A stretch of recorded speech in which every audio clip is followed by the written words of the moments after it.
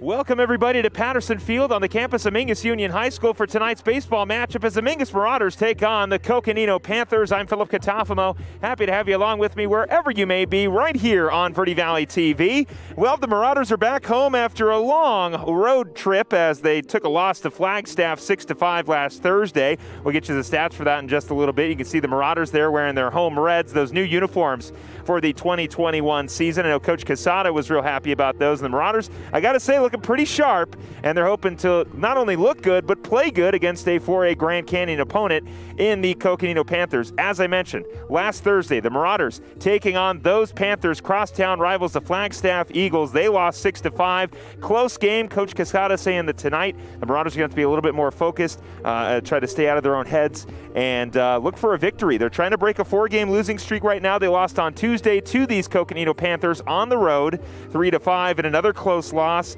Ryan Schamberger 1 for 2 with a double in that game. Zach Harrison 1 for 3 with a double, and Jan Alvarez on the mound for the Marauders. It'll be Trey Peters tonight on the mound for the Marauders. As I mentioned, they look to get a victory against the Coconino Panthers, who are coming off of back-to-back losses to Bradshaw last week, but did beat Mingus at home on Tuesday. We'll preview this matchup. We'll get you starting lineups and first pitch. Stay with us here on Verde Valley TV. Baseball right around the corner.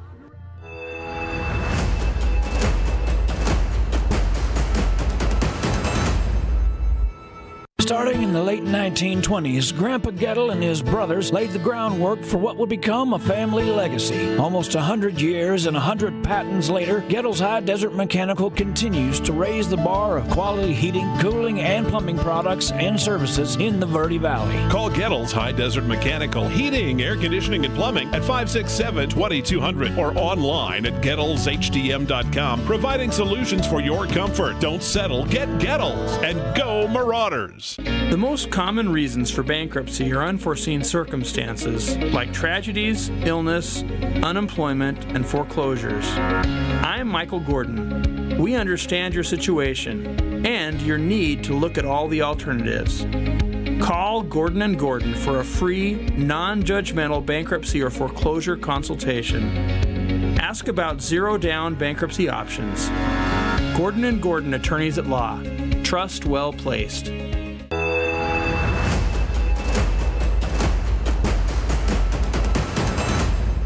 Welcome back to Patterson Field here on the campus of Mingus Union High School for tonight's baseball matchup as the Mingus Marauders take on the Coconino Panthers. I'm Philip Catafamo, happy to have you along with me here on Verde Valley TV. The Marauders are looking for a victory after losing to these Coconino Panthers on Tuesday on the road at Coconino. It was a 3-5 loss for Coach Quesada and the Marauders, but they're here tonight back at home, looking to bounce back and break this 4-game losing streak. Last Thursday, the Marauders struggled against the Flagstaff Eagles, a team that handled them quite well here at Patterson Field. The Marauders now head up to Flagstaff and take on those Eagles last Thursday. They did lose that game 6-5, but a lot closer in that battle. 2 for 4 when Zach Harrison with 1 triple in that loss last Thursday against Flagstaff. 1 for 2 with a walk was Ben Balo. 1 for 2 with a walk, Jahia Rogers. Jan Alvarez at the plate, 1 for 3 with 1 RBI and a double. Trey Peters on the mound, who we will see tonight.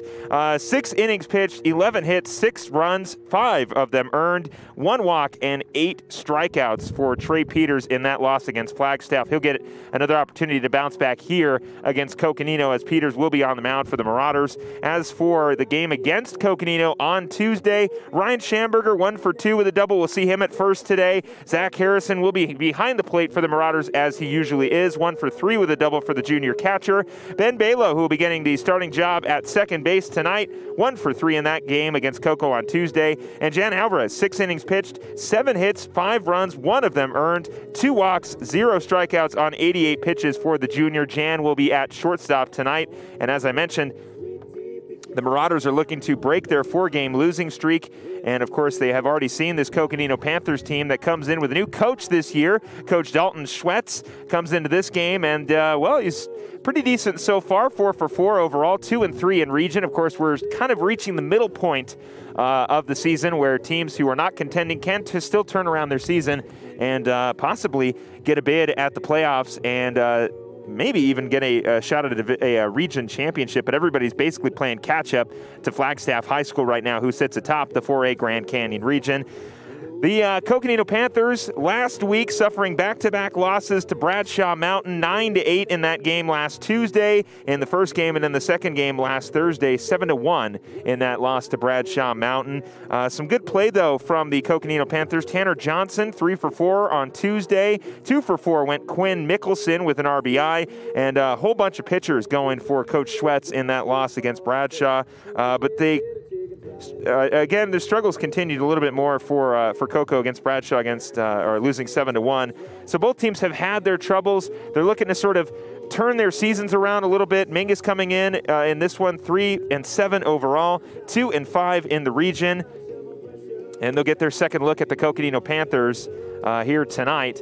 We do have some rankings for you as the season continues in the 4A. The Flagstaff Eagles undefeated, 9-0. They come in ranked 5 in the state in the 4A conference. The Bradshaw Mountain Bears right behind them at 7-2. They are sitting at number 7. The Prescott Badgers in the conference rankings 6-2, sitting at number 8. Lee Williams 5-3 at 10, and Coconino in just barely under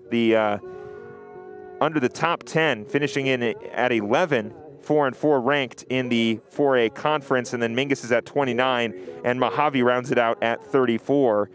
So Mingus trying to sort of ruin the rankings for Coconino. Of course, as I mentioned, we're at that point in the season where really anybody still has a shot to make the playoffs. So we'll see what happens in this game as the Marauders, as I mentioned, look to bounce back after a loss, try to break this 4-game losing streak, and they would love to do it here in front of this home crowd. It is a windy afternoon, getting close to evening time here in Cottonwood, Arizona. The wind obviously playing a factor, more blowing towards, I guess, the right field side, but away from the home plate. So anything in the air might start to drift right. We'll see what happens as the game goes on. We're going to take a quick break, but when we come back, we should have first pitch for you. We'll get you the starting lineups, and we'll have some baseball. Stay with us.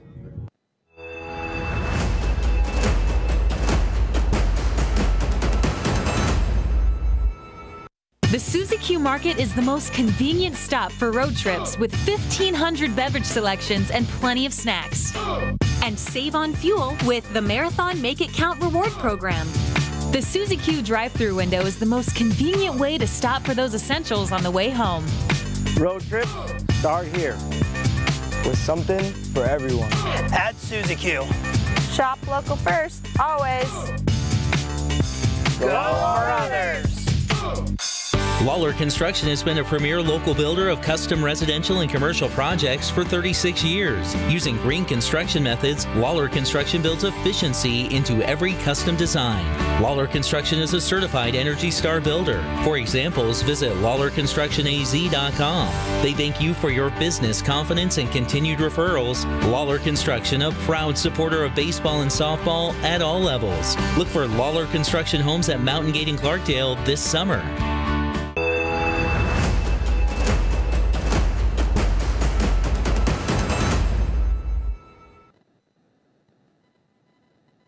Welcome, everybody, to Patterson Field here. We are getting ready for the 4A Grand Canyon matchup as the Mingus Marauders take on the Coconino Panthers. We're patiently waiting for our officials to get onto the field so that we can get our first pitch going. As I mentioned, the Marauders coming into this one looking to bounce back after suffering a loss to these Coconino Panthers on Tuesday. As I mentioned in that game, Ryan Schamberger 1 for 2 with 1 double. Zach Harrison, the junior, 1 for 3 with a double. Ben Balo, the freshman, 1 for 3. And Jan Alvarez on the mound, 6 innings pitched, 7 hits, 5 earned runs, 5 runs, 1 earned run, 2 walks on 88 pitches for the junior. Jan will be at short. We'll have Trey Peters on the mound. Peters coming off of a loss in a close loss to Flagstaff, 6-5 last Thursday. Peters, 6 innings pitched, 11 hits, 6 runs, 5 of them earned, 1 walk, and 8 strikeouts. So Peters will look to hopefully turn his luck around. Not a bad outing, of course. Allowing 5 runs does hurt, but 8 strikeouts for the senior pitcher. We'll see if he can reduce those hits and up those strikeouts a little bit more and try to get a victory here against these Coconino Panthers, who come into the 4A state conference rankings at 11 and the Marauders at 29. So the Marauders looking to go up a little bit. Coconino also looking to go up. They're right there with Lee Williams. Lee Williams just got a game ahead of them, so Coconino would really love a win here. And if Lee Williams can lose their next game, then obviously Coconino might have a shot to get into the top 10 and compete for not only a 4A Grand Canyon region title, but possibly a playoff spot as well. Like I mentioned, it'll be Trey Peters on the mound, the junior. We usually see Trey over at third, and we did get a chance to see him during, I believe it was either the Mojave game or the Lee Williams game, and Trey was just on a short leash in that game because Coach Casada wanted to use Trey for the next game following, which is against Greenway. But Trey coming into this game carrying 15.2 innings pitched, 23 hits allowed, 15 runs, 12 of them earned, 4 walks, and 16 strikeouts. Peters coming in with a 5.36 ERA, 1 win and 2 losses on the season in 5 appearances. And opponents are batting against Peters. They're batting .329 and .405, or I should say with a .405 on base percentage. So Peters looking to change his luck here tonight against the Coconino Panthers. I know Coach Casada would love a victory tonight. Coming into this game, 3-7 overall, 2-5 in the region before the Marauders take on the Bradshaw Mountain Bears. Of course, you can catch that game right here on Verde Valley TV next Tuesday. Marauders would love to ruin the current standing for the Bradshaw Bears. They're playing quite well right now. And I know Coach Casada would love to not only beat these Coconino Panthers and slow their momentum in the conference rankings and in the region in general, but also get an opportunity to turn around and then play Bradshaw and possibly beat a solid Bear team this season. So we'll see what happens. We'll take you around the diamond real quick for the Mingus Marauders. As I mentioned, on the mound is Trey Peters. We'll do this again when we get started. But Peters on the mound for the Marauders tonight. Harrison catching for Mingus. Over at third base will be Isaiah Godina. Obviously, Trey Peters usually there, but he's on the mound, so Godina getting the bump at third. Jan Alvarez over at short. Also another pitcher who will be in the field tonight. Ben Balo starting at second base. No Ryan Lindsay tonight in the starting lineup. Ryan Schamberger over at first. Out in the outfield, it'll be Carter Welly in left field. Anthony Rivera continues to handle duties in center field. And Jonathan Sanchez getting the start in right field for the Mingus Marauders. As for the Coconino Panthers, it'll be Ryan Patton, Tanner Johnson, and Trevor Sevier, the 1-2-3 for the Coconino Panthers in this game. And we just patiently wait to get started here. We're going to take one more break, but when we come back, hopefully we'll have first pitch for you right here on Verde Valley TV. It is the Marauders taking on the Coconino Panthers right here on VVTV. Stay with us.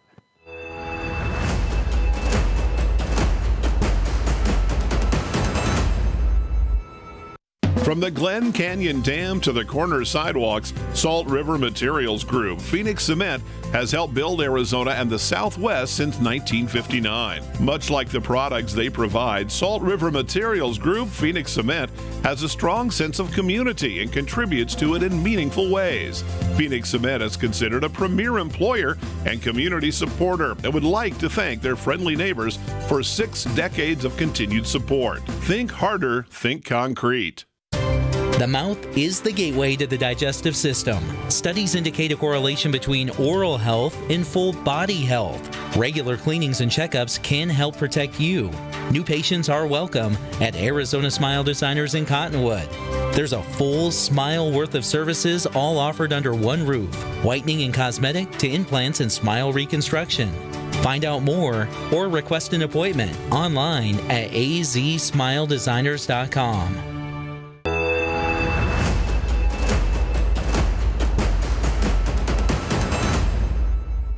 Welcome back to Patterson Field here on the campus of Mingus Union High School. Philip Katafamo, happy to have you along with me here on Verde Valley TV. We are just waiting to get ready to go here as the Mingus Marauders take on the Coconino Panthers. We are in for a very exciting game. As I mentioned, the Marauders looking to bounce back after suffering a loss to these Coconino Panthers on Tuesday on the road. Coach Schwetz, of course, of the Coconino Panthers looking to keep that streak going for them. The Panthers last week suffering back-to-back losses against Bradshaw Mountain, who's currently up in the top 3 of the 4A Grand Canyon region. A close game last Tuesday, 9-8 loss. The Panthers suffering that one to the Bradshaw Mountain Bears. Tanner Johnson, the junior, 3 for 4 in that game. Quinn Mickelson, the sophomore, 2 for 4 with 1 RBI in that one as well. Tyler Reagan, 1 for 2 with 1 walk. Dylan Davis, 1 for 2 with a walk. Trevor Sevier on the mound for Coconino, 5 innings pitched, 3 hits, 2 runs, 2 earned runs, 5 walks, and 2 strikeouts on 91 pitches. The guy that we will see tonight, though, is Adrian Marquez. Marquez did come in for relief in the second game against Bradshaw last Thursday, and Marquez 1 for 1 1 1/3 innings pitched, 7 hits allowed, 6 runs, and 6 of those earned, 2 walks on 53 pitches. So Marquez, much like Trey Peters, looking to bounce back from a slightly shaky start in their last start against, of course, the Bradshaw Mountain Bears on the side of Coconino, and of course the Marauders taking on the Flagstaff Eagles in that game as well, respectively. But Marquez coming into this game, the sophomore pitcher, like I mentioned, trying to change his luck on the mound. Marquez, a 10.50 ERA, 1 loss, 1 win, in 3 appearances so far. So a small sample size for Marquez. Of course, he's a sophomore. Still a lot of time to work on his stuff. Still a lot of time to become one of the better pitchers here at Coconino. So that ERA, despite it being above 10, I mean, obviously he can have a great outing tonight that changes his luck, and he's still got 2 more years at Coconino. So I'm sure Marquez will be fine. 7 innings pitched so far for Marquez. 12 walks, 11 runs, 11 earned runs, 5 walks, and 6 strikeouts. Again, only in 3 appearances. One of those, of course, I know for a fact being in relief against Bradshaw, which is tough. Bradshaw's a very, very good team, and it is tough to pitch against very, very good teams. So we'll see what Marquez has in store for the Marauders tonight. When speaking with Coach Quesada, he's just getting his team focused and ready. I was speaking with him about what they needed to do to get a bounce-back victory here, and he just said it was plain and simple. Get on, get early, score early and often, and also just focus on the game. The Marauders offensively are very, very solid. I know they've struggled a little bit with their pitching, but in terms of offensive production, Mingus has done a phenomenal job so far this season. It's just the pitching category has been a little bit of a struggle for them, but they're looking to change that. We saw David Rodriguez come up and pitch in the game last week, the freshman getting an opportunity at the varsity level. I know he didn't have a whole lot of success in his outing, but Rodriguez also, much like Marquez, still young, still have a lot of time at the school, respectively. Marquez, of course, on the side of Coco, and Rodriguez on the side of Mingus. Both guys have bright futures with their schools going forward. I know that Rodriguez is one of the guys that Coach Quesada is excited to see next season. We got just a very, very small sample size of him last week. And so, still a lot of time to see what we actually have in terms of pitching here at Mingus. But for right now, Trey Peters and Jan Alvarez, I know it's been kind of a hodgepodge. Ryan Schamberger's found some time on the mound. Carter Welly, Anthony Rivera, who I thought pitched phenomenal in his relief appearance.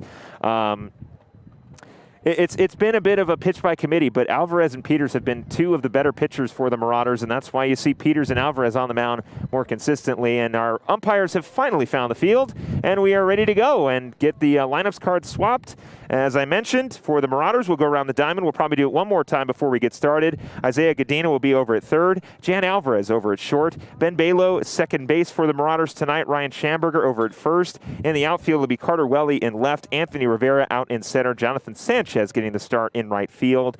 And the battery of Zach Harrison behind the plate and Trey Peters on the mound. So that's what Coach Quesada's got in store for Coach Sweats of the Coconino Panthers. As I mentioned, for those Coconino Panthers, it'll be Riker Patton, the DH, Tanner Johnson, the shortstop, and Trevor Sevier, the third baseman, the 1-2-3 for the Panthers. When we get our first pitch going, the coaches are exchanging their lineup cards. We should have first pitch starting here any second now. And now we get ready as the Marauders, as I mentioned, looking to break a 4-game losing streak. It started against Flagstaff last Tuesday, continued on Thursday, and then, of course, continued here against Coconino. And, well, I know Coach Quesada is excited, and always fun to face a tough region opponent like these Coconino Panthers. In 2019, the last time these two teams played against each other, of course, we all know 2020, a lost season due to COVID. But in 2019, this 2 teams split. The Marauders won on the road and lost at home. And obviously, Coconino lost at home and won on the road. So this time, of course, Coconino coming in with the victory at home. And Coach Quesada, I know, would love a victory here tonight against this tough 4A Grand Canyon opponent and in front of all these fans. So coaches have shaken hands. Umpires are shaking hands as well as we patiently wait for our first pitch. It is a beautiful day here in Cottonwood on a Thursday night. Wind coming from behind me, blowing more towards right field. So like I mentioned, we'll see some fly balls in the air start to drift right. But here's the national anthem. We'll get you going here in just a few minutes. Stay with us on Verde Valley TV.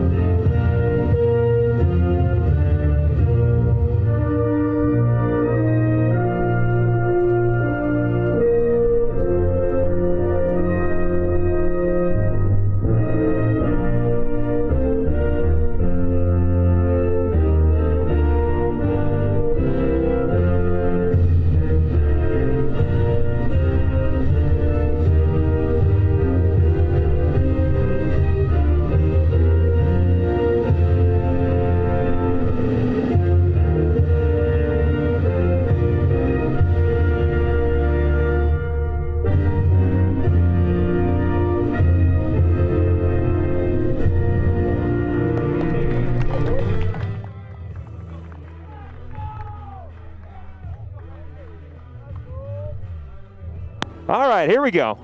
Welcome back to Patterson Field here on the campus of Mingus Union High School for tonight's baseball matchup as the Mingus Marauders take on the Coconino Panthers. I'm Philip Catafamo. Happy to have you along with me wherever you may be. The Marauders are looking for a bounce-back victory, suffering a loss to the Coconino Panthers on the road on Tuesday. They are back home. They are ready to go. They are focused, and they take the field. We'll go around the diamond one more time. Isaiah Godina over at third. Jan Alvarez at short. Ben Balo over at second base for the Marauders. Ryan Schamberger over at first. Carter Welly in left field. Anthony Rivera in center. Jonathan Sanchez over in right, and the battery. Trey Peters on the mound for the Marauders, and Zach Harrison catching for Mingus. You can see Peters there. His last outing coming very recently, last Tuesday.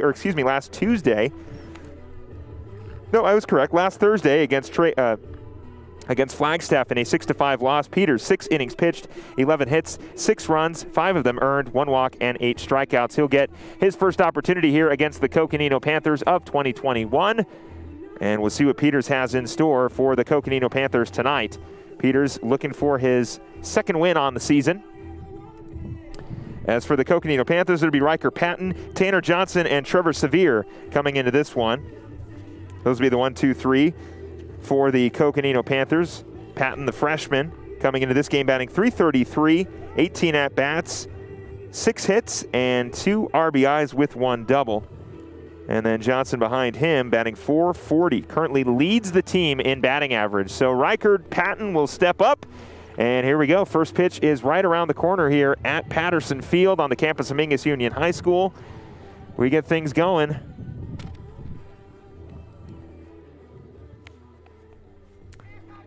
Peters looking to start Patton out early here. Get the Marauders started on the right foot. Patton strides in the DH tonight. Again, Tanner Johnson waiting on deck for Coconino. First pitch, here we go. Peters starts him out with a fastball, and we've got strike one. We are underway here at Patterson Field. A 1 count to Riker Patton.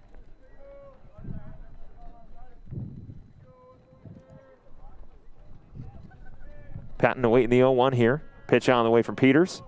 Off speed is low. It'll go for a ball. The count will go to 1-1.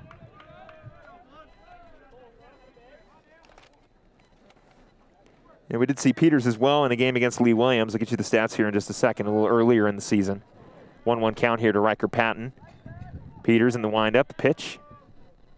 That's going to go low for a ball. The count will go to 2-1. In that game against Lee Williams, or never mind, excuse me, that is the, had the wrong statistics there. Never mind, here we go. 1-1 count, or 2-1 count, pitch on the way, swung on a miss. The count will now go to 2-2. So Patton right now, 2-2 count. Peters, I should say, in the game against Mojave, this was the second game. Peters came in, 2 innings pitched, 2 earned runs, 1 strikeout, and 4 hits in that last outing here at home. It was the last time that we saw him here. The 2-2. Going to be a ground ball. Balo trying to make a run on it. Picks it up with his glove. We'll see if he can make the throw in time. He won't. Patton will get on with a leadoff single. And here comes Tanner Johnson batting .440 on the season. Leads the team in batting average so far. .440, 11 hits on 25 at-bats, 3 RBIs and 5 runs for Johnson, the junior. Relatively younger squad for Coach Sweats here at Coconino High School. Patton, who's over at first, is only a freshman, and Johnson's a junior. So we'll see if the upperclassmen can bring around the underclassmen over at first. Peters takes a look at Patton over at first, goes back into his windup. Pitch on the way. Off speed is in there for a strike, and Patton takes a good lead after that pitch, but no throw from Harrison. The count will go to 0-1. Nice off-speed pitch from Trey Peters to start off Johnson. 0-1 count here with no outs and 1 on. Double play still a possibility for the Marauders. Peters looks over at Patton at first, makes a pickoff move, is not going to be in time. Patton's safe. Count will remain 0-1. Johnson waiting the second offering here from Trey Peters. Run over at first, no outs. Our score 0-0. Peters, the windup, the pitch on 0-1. It's going to be a bunt. The count will go foul, or the ball will go foul. The count will go to 0-2. You see a lot of guys working out of the full windup when there's no one on, or if there's somebody on second and first, or second and third. But Peters working out of the stretch to start the game. And the only adjustment he really makes is that leg kick. We'll talk a little bit more about that after this pitch. The 0-2 here from Peters. Pickoff move to first is again not in time. Patton is safe. But the only difference with Peters when there's runners on is you'll see that leg kick go from a little high to more of a sidestep towards the plate. And he does that to shorten his stride so that if Patton wants to take off, his movement to first, that one's going to go foul on the hit and run. So his movement to the plate is a lot quicker so that the ball can reach Harrison a lot quicker. So if Patton, as you just saw, he was taken off from first to second, he can make that throw a lot faster than if Peters had to lift that and hit the big leg. And Peters is a tall kid. He's like 6'3". Instead, he doesn't have to lift that leg all the way up. He just does that that sort of Tim Wakefield delivery with that sort of a step towards the plate as opposed to the full leg kick. So an 0-2 count here to Johnson. Patton over at first. Third delivery is on the way. It'll go foul. The count will remain 0-2. So Johnson staying alive, fouling off those last two pitches.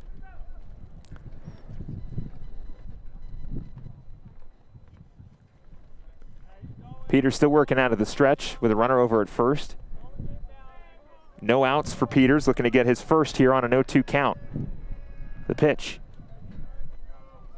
Off speed, got Johnson swinging. It's going to be a drop third. Harrison's only play is at first. And Johnson's there. So he is out. He struck out.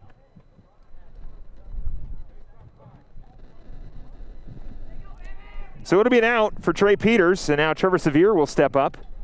Sevier, the third baseman for the Coconino Panthers. Sevier coming into this one batting .364. 8 hits on 22 at-bats with 5 RBIs for the senior. Patton now over at now over at second with 1 down. Pitch on the way. Off speed is in there for a strike.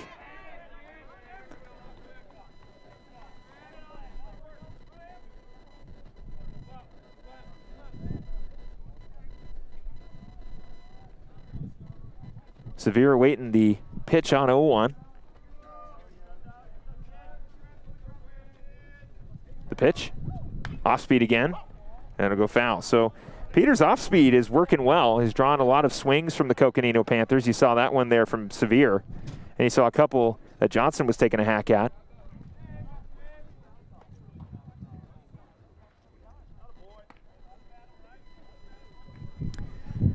So Peters again ahead in the count here, 0-2 to Trevor Sevier with 1 down, trying to get out of the inning with no damage done. Patton getting on with a single, advancing to second on the strikeout from Johnson.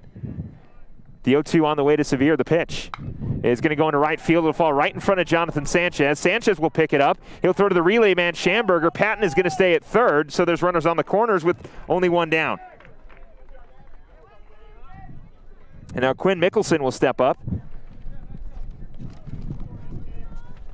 Mickelson, 2 in batting average, second leading the team in batting average. .364 BA, 8 hits, 22 at-bats, and 5 RBIs. Very similar statistics to the man over at first base, Trevor Sevier. Mickelson, the first baseman, just riding in with 1 down. Double play still a possibility for the Marauders. Runners on the corners. We'll see if Sevier takes off. He's going to. Harrison's going to throw down to second. Jan Alvarez is going to cut it off. Patton will stay at third, and Sevier will get on with a stolen base. He'll move from first to second, and the count, I believe, is 0-1, and yes, it is. So now runners on second and third. Peters is going to step off, and he's going to talk to Harrison. Strikeout so far for Trey Peters, the only out for the Marauders here in the top of the first inning.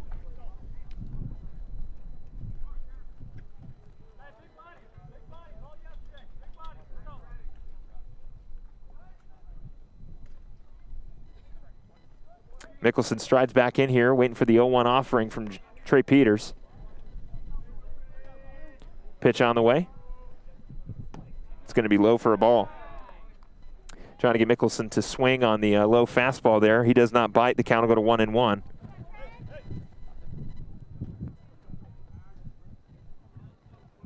Peters will step off for a second.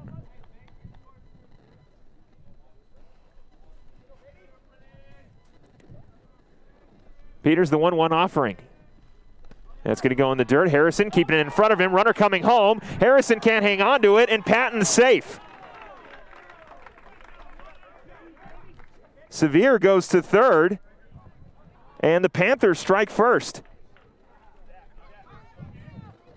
So not a bad block from Harrison. He tried to make the throw before he had the ball in his hand. Did a great job of keeping it in front of him, but unable to make the play at home. And so Patton comes in, 2-1 count here to Mickelson. Still only one out now, runner on third. The 2-1. In the air, Sanchez trying to make a play on it in right field. Sanchez dives and makes the catch. Jonathan Sanchez makes the catch in right field. Sevier will score, but what a great grab from Jonathan Sanchez in right field.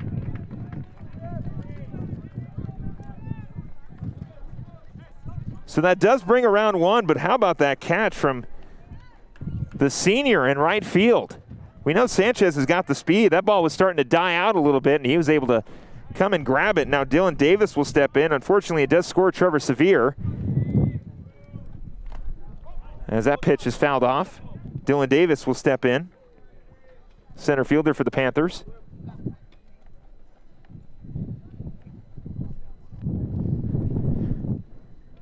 Umpire getting checked out. He caught that foul ball into the face mask. Never fun to get those hard liners off the baseball, or excuse me, off the bat to the mask. As a catcher growing up, I caught a couple foul balls to the face mask. Never fun. Ringing in your ears, happens for a little while. Get that hard hit off the plastic. Ugh, it's the worst. But thankfully, the home plate umpire is okay. Dylan Davis will step back in. 0-1 count here. No one on, 2 down. Peters looking to get out of the inning, only allowing 2 pitches in the dirt. That off speed does not go in for a strike. The count will go now 1-1.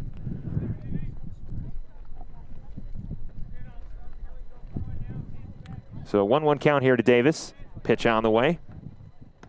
Outside corner, not going to hit the outside corner, so the count will now move to 2-1. Davis in the game against Bradshaw last Tuesday, 1 for 2 with a walk. And he's here with a 2-1 count. Curveball is away. Count will go to 3-1.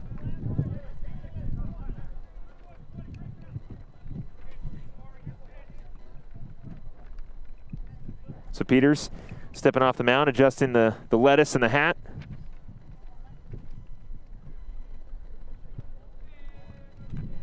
Trey's all good to go. Dylan Davis awaiting the 3-1 here with 2 outs. No one on, 2 runs coming around on 2 hits. 1 strikeout for Peters here. And on the 3-1, pitch on the way. That's going to walk him.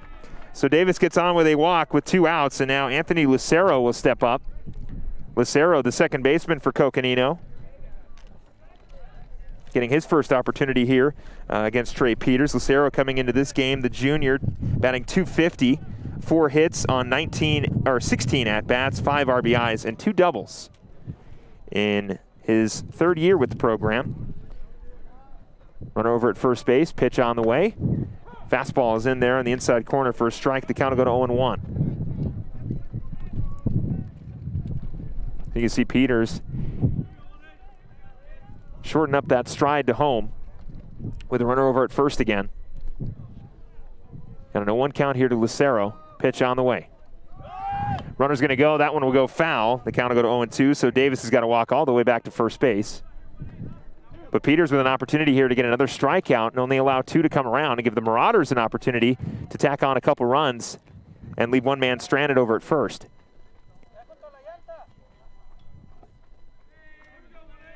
So here we are, 0-2 count here to Lucero. Runner over at first. 2 down for the Marauders. The 0-2 from Peters. The pitch.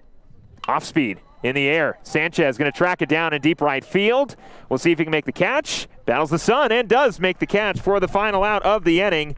But not before the Panthers could bring around 2 on 2 hits and a walk. 1 strikeout for Trey Peters. We'll head to the Marauder half of the first. Stay with us here on Verde Valley TV.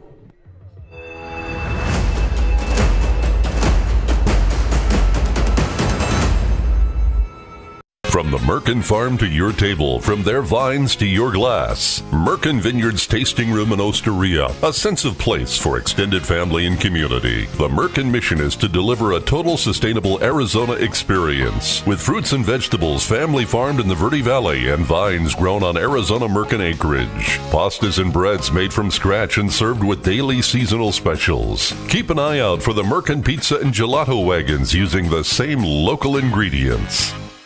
Balancing your family, finances, and future is a lot of responsibility. Let Jennifer Griffin and her team at State Farm help. Jennifer Griffin is an Arizona native and a Mingus graduate, as well as a third-generation State Farm agent, serving you in the same Main Street location for over 35 years. Jennifer Griffin and her team want to wish all of the Mingus athletes the best of luck this season. Go Marauders! Jennifer Griffin and State Farm Insurance, here to help life go right.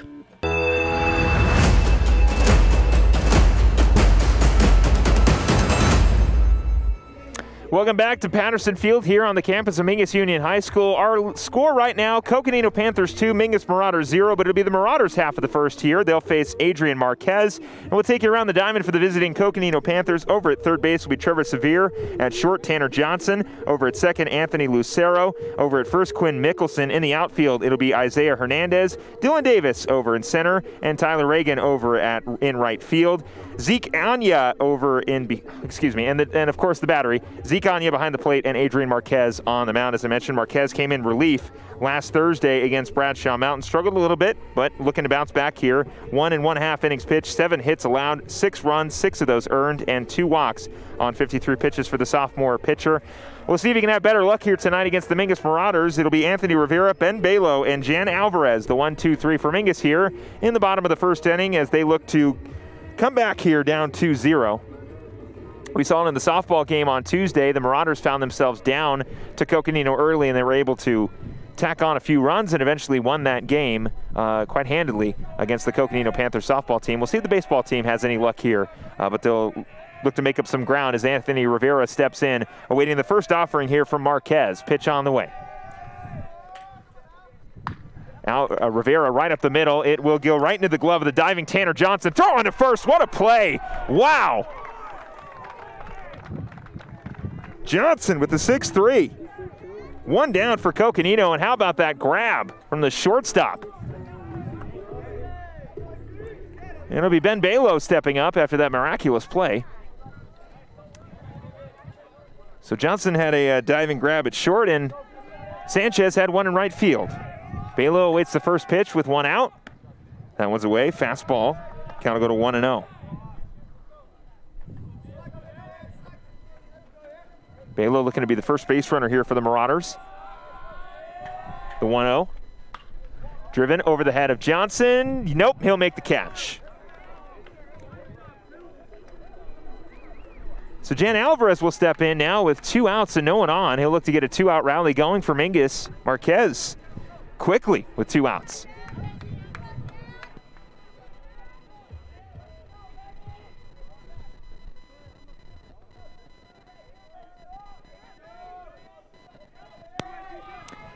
Alvarez awaiting the first pitch here with 2 outs. He'll foul that one off. It'll be a souvenir here in the stands. And almost a great grab by one of our fans here. Count will go to 0-1.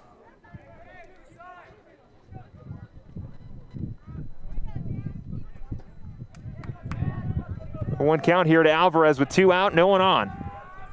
The 0-1. Alvarez lays down a bunt. Marquez is going to have to field it. He'll make the throw on to first. It is in time. A 1-2-3 inning for the Coconino Panthers. And now we'll head to their half of the top of the second inning. Stay with us here on Verde Valley TV.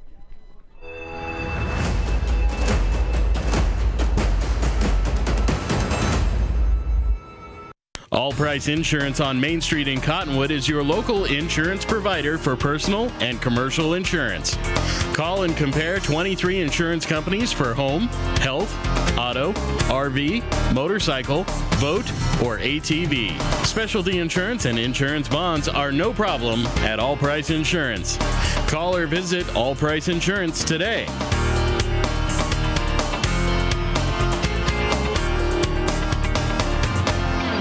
Accidents happen. Red Rock Collision knows that your car is the second largest investment you're likely to make. For over 15 years, Red Rock Collision has been there to negotiate for you, the customer, not the insurance company. John and his staff promise quality repair with honesty and integrity. You can rest easy now. They'll return your car as safe as the day it was built.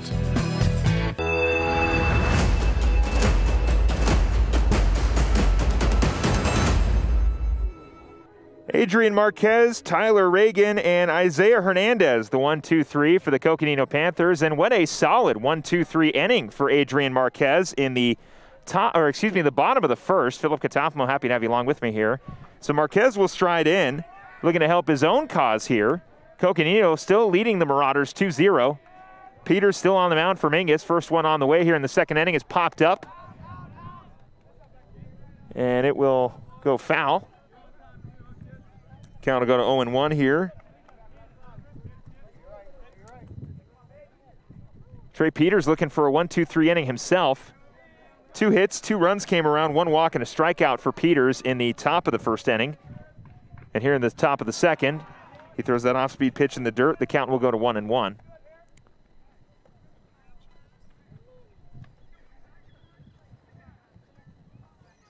So 1-1 count here to Marquez. Peters working out of the stretch. He'll do that all game. The pitch. Popped up. We'll see who will call it. It'll be Jan Alvarez. Alvarez will make the catch over at short for out number 1. Tyler Reagan will step up. Reagan on the season, the sophomore, batting .250. 2 hits on 8 at-bats. And we'll see what he can do here against Trey Peters. With 1 down. First one on the way is in there for a strike.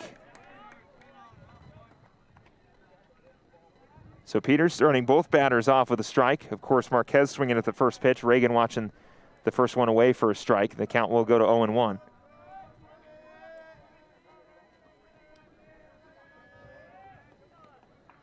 Peters on 0-1. Same location. Nice fastball there from Peters. The count will go to 0-2. So now a quick 0-2 count here. Peters looking for strikeout number 2 and possibly out number 2 here. Peters on the 0-2. The pitch. Going to line that one into left field. It'll fall right in front of the Marauder left fielder. That is Carter Welly. Welly will retrieve the ball and throw it into second. It'll be a 1-out single for Tyler Reagan, and it'll bring up Isaiah Hernandez with 1 down and 1 on. Still the 1-2-3 inning, a possibility for Peters. He needs a double play, and we'll see if he can get one. Reagan over at first base. Hernandez at the plate. Hernandez awaiting the first offering here from Peters. Reagan's going to take off. Throw down to second is not in time. Oh, no, it's going to be a rundown. Alvarez is going to toss it over to Schamberger. Schamberger's going to make the tag on Reagan. Did he tag him? Reagan says he didn't tag him. Schamberger says he does. And the umpire says yes, he was tagged out. So now 2 outs. As Schamberger applies the tag. And now 2 down for the Mingus Marauders, and Hernandez now working with an 0-1 count. The pitch. Hit once, swung on and missed. The count will go to 0-2. So here we are. Peters could be looking at a 1-2-3 inning here. 0-2 count to Hernandez with 2 outs.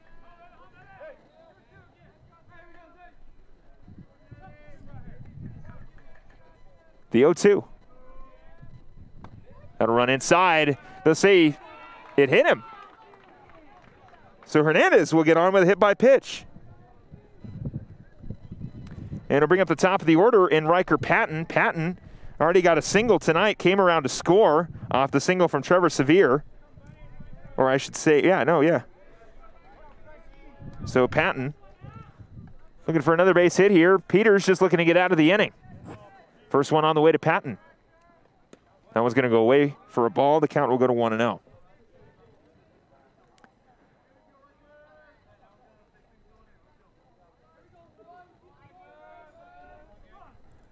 So 1-0 count here. Peters again working out of the stretch. Pitch on the way. Swung on a miss. The count will go to 1-1. Riker was able to draw a 2-2 count before he got a base hit.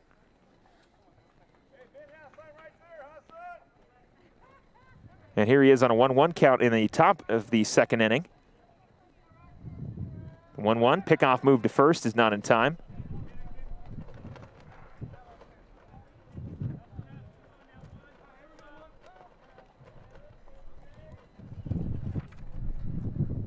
Patton awaiting the 1-1 here from Peters. The pitch on the way. Outside corner, not going to get the call. The count will go to 2-1.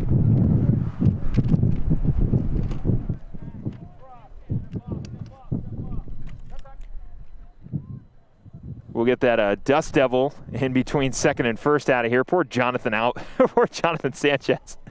He's just trying to keep his face away from all that dirt that just flew right into his mouth. So with a runner on first here, Patton's awaiting the 2-1. 2 down. Pitch on the way. That one's going to go away. Now the count will go to 3-1. So Peters got to be a little selective here on 3-1. Patton's already got a base hit. And with 2 outs, the Marauders would love to just strand 1 and give themselves an opportunity in the bottom of the second to try to cut the deficit to 1 or tie it up or get the lead, the 3-1. That will find the strike zone. Now the count will go full. 3 balls, 2 strikes here to Patton. Runner over at first base, 2 down for the Marauders.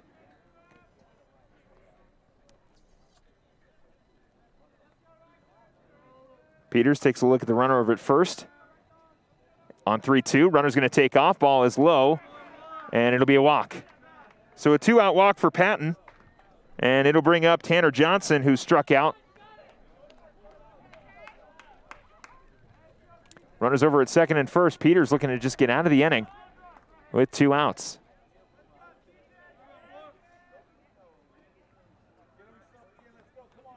Peters, first pitch on the way. Right up the middle, Alvarez able to make a grab on it, throw on to first to get out of the inning.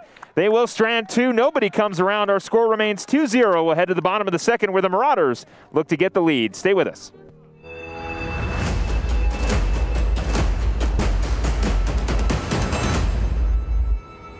All Price Insurance on Main Street in Cottonwood is your local insurance provider for personal and commercial insurance. Call and compare 23 insurance companies for home, health, auto, RV, motorcycle, boat, or ATV. Specialty insurance and insurance bonds are no problem at All Price Insurance. Call or visit All Price Insurance today.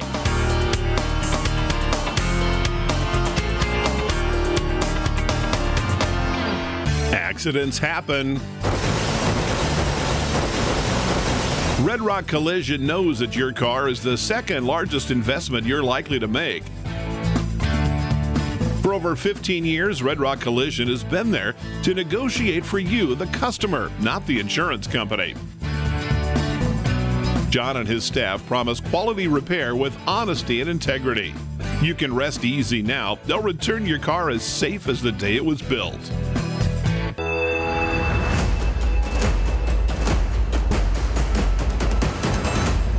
Trey Peters, Zach Harrison, and Ryan Schamberger, the 1-2-3 for the Mingus Marauders. Adrian Marquez, a 1-2-3 inning in the bottom of the first inning on about 4 or 5 pitches.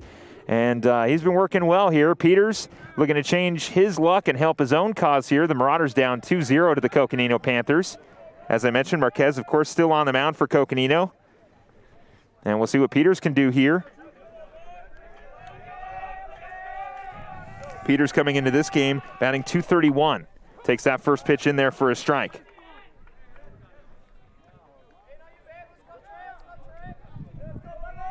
Peters awaiting the 0-1 here from Marquez. Pitch on the way. Was going to go away for a ball. The count will go to 1-1.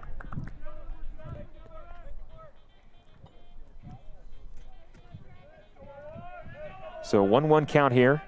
Pitch on the way to Peters with no outs and no one on. That one runs inside.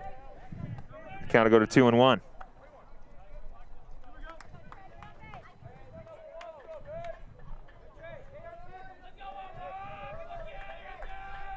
Peters away in the 2-1 here. The pitch. Popped up in the right field. Reagan making a play on it. Trying to battle the sun. He won't. Peters is going to take off to second. Peters is safe, and the Marauders have their first base runner. So Peters gets on the error in right field. And now Zach Harrison will step up with the runner in scoring position. And the Marauders, good opportunity here to cut the deficit. It's tough to battle that sun. We were staring right into it as we looked at the American flag behind us during the national anthem. And that's right in the eyes of Reagan and Jonathan Sanchez over in right field. Tough to battle the sun here with no clouds. So Harrison awaiting the first pitch here. It is high, and the count will go to 1-0.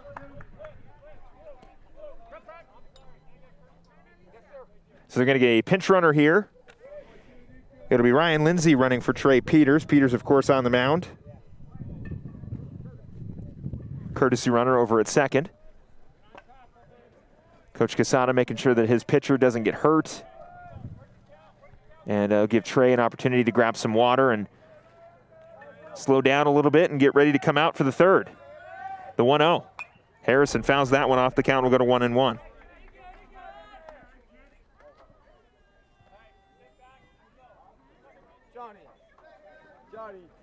So Schamberger waiting on deck. Harrison trying to get a drive on something here. 1-1 count. Awaits the pitch here from Marquez. Off speed, down the line, but not the way Harrison wanted it. It will go foul. The count will go to 1-2. Good swing there by Harrison, just on the wrong side of the line. Would have been trouble had it stayed fair. So now Harrison will have to wait the 1-2.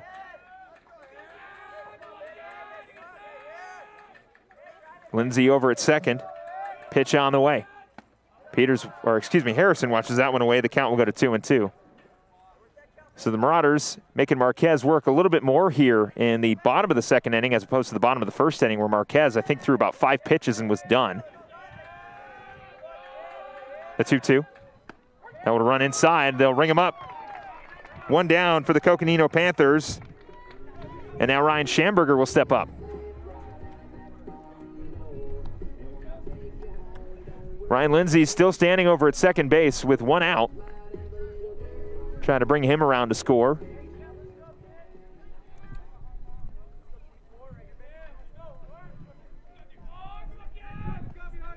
Jonathan Sanchez waiting on deck. First one on the way to Schamberger.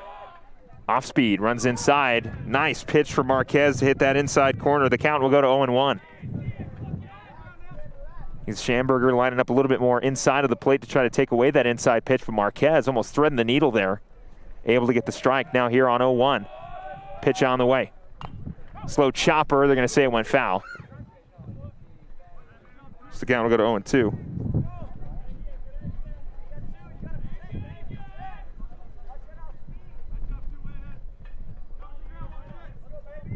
So Marquez ahead in the count here, 0-2. Lindsay still standing over at second. He is the courtesy runner for Trey Peters, who got on with an error.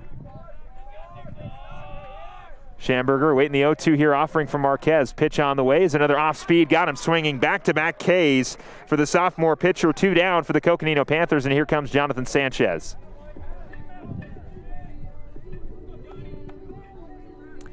Sanchez looking to be the difference maker here with 2 outs. He'll await the first pitch here from Marquez, and it'll run outside the fastball. Does not hit the outside corner. The count will go to 1-0. Sanchez getting the start in right field. Currently batting, though, .400. Minimal opportunities, 2 for 5 with 1 RBI, but he's really made the most of it. Second pitch on the way is a fastball. That one does hit the outside corner. The count will go to 1-1. So Sanchez now seeing 2 pitches outside. And we'll see what he can do with a 1-1 count. Pitch on the way. That'll run high. The count now will go to 2-1. Sanchez, of course, a fixture on the football team, as is Zach Harrison, the catcher for the Marauders. Funny enough, it's usually the 2 of them playing catch. Harrison, the quarterback, and Sanchez, the receiver. On 2-1. Off speed will run to the dirt. Count will go to 3-1. So Sanchez with an opportunity to extend this 2-out inning for the Marauders. Carter Welly waiting on deck. 3-1 count here to Sanchez. Marquez the pitch. That one will go right off the mask again of the umpire, and that one hurt a little bit. 3-2 count. Never fun. Home plate umpire will take a break here and brush off the plate. Give himself an opportunity to sort of reset. Get a couple more baseballs from one of the Coconino assistant coaches. Directly off the front of that face mask too. But just like last time, thankfully the home plate umpire is okay. As the field umpire comes in to sort of check in and make sure that he's all right. That second one, though, was a little bit more directly onto the mask. I think that first foul pitch that hit him in the earlier part of this game, a little bit more off the side of the mask, but this one is almost like directly into the face. But he's all right. He's got a smile on. He's all right. So here we go. 3-2 count now to Sanchez off that foul pitch. 2 down and 1 on. Marquez still working out of the stretch. We'll see what he gives Sanchez on the 3-2. The payoff pitch on the way with 2 outs. Got him looking. 3 straight strikeouts to get out of the inning. They strand 1, and we head to the top of the 3rd inning. Marauders still down 2-0. Stay with us.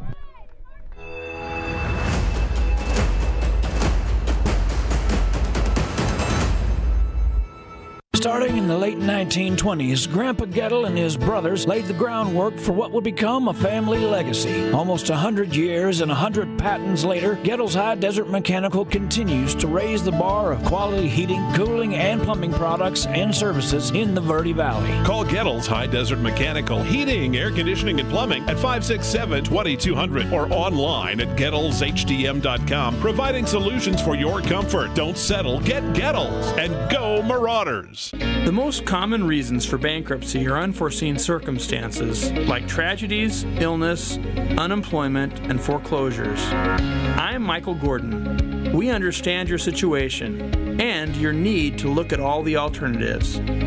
Call Gordon & Gordon for a free, non-judgmental bankruptcy or foreclosure consultation. Ask about zero-down bankruptcy options.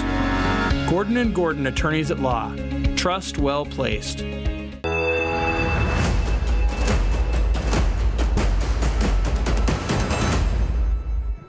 Trevor Sevier will stride in for the Coconino Panthers as we kick things off here in the top of the 3rd inning. Trey Peters on the mound for the Marauders. Able to strand 2 in his last outing in the top of the 2nd inning. Gave up a walk and 1 hit, but was able to get out of it with no runs come around. Our score remains 2-0 here. Sevier got a single in the 1st inning, got a stolen base, did come around to score. And here in the top of the 3rd inning, we'll see what Peters has to offer him. The first one on the way. That one's going to go low for a ball. The count will go to 1-0. Of course, the Marauders, after this series against Coconino, will focus on the Bradshaw Mountain Bears, who have been very good this season. They'd love to steal a couple wins from them. But they got to get past these Panthers first. The 1-0 swung on a miss. Beautiful pitch from Peters to get Sevier swinging. And now the count will go to 1-1.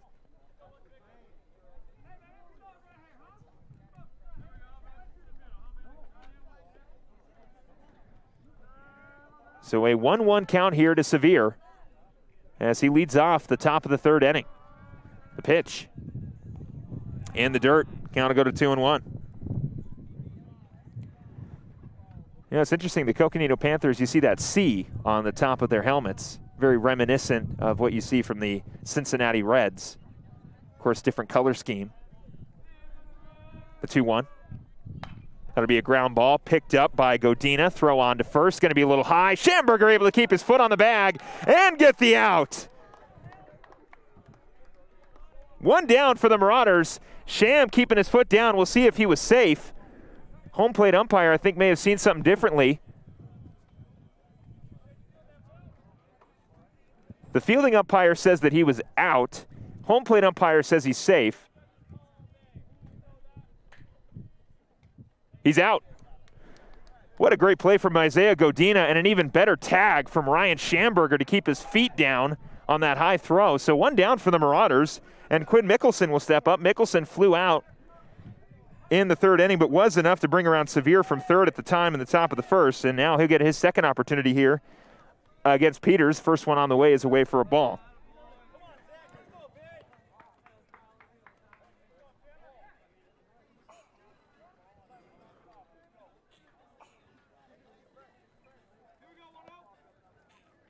So 1-0 count here to Mickelson.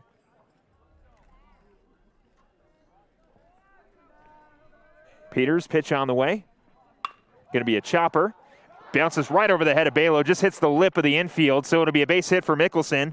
Nothing Balo could have done on that one. Just took that perfect hop off that one small mound of dirt, and it sails right over him. So it'll be a base hit for Mickelson. And now Dylan Davis, who got on with a walk and was stranded at first in the first inning, will stride in with a runner on first and only one out. So Peters again still in line for a possible double play to get out of the inning and head to the Marauder half of the third.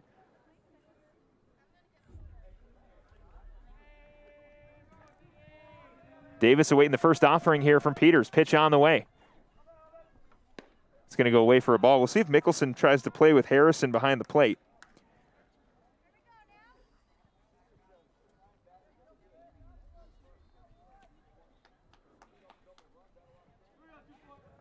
One-0 count here. Only one on. One down. The 1-0. That's away. Harrison's going to throw down to first. They get him in time. They did not.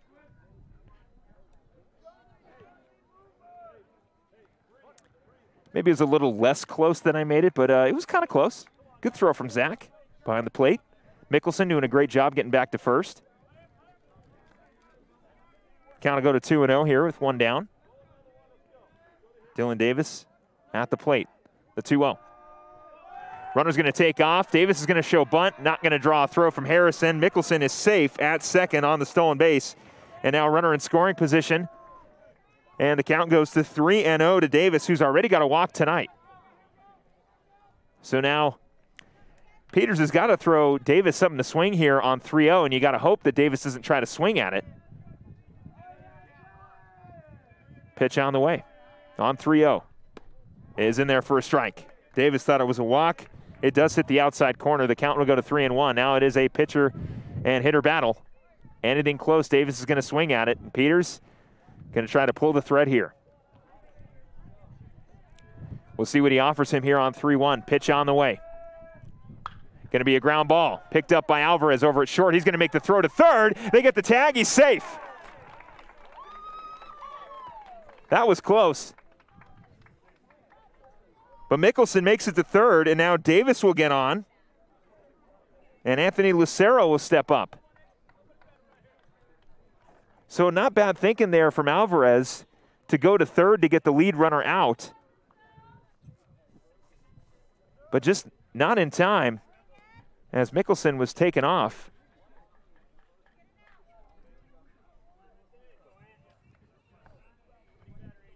So now Lucero, who flew out to end the top of the first inning, will look to bring around one, maybe two. First one on the way. That was in the dirt, gets past Harrison. Mickelson will score. Davis will round second and stay there. It'll be another run around.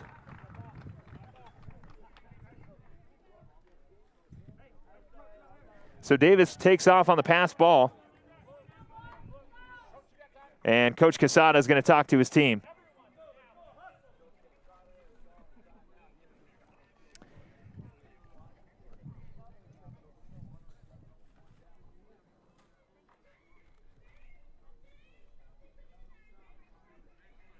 Coach Quesada pumping up his team here.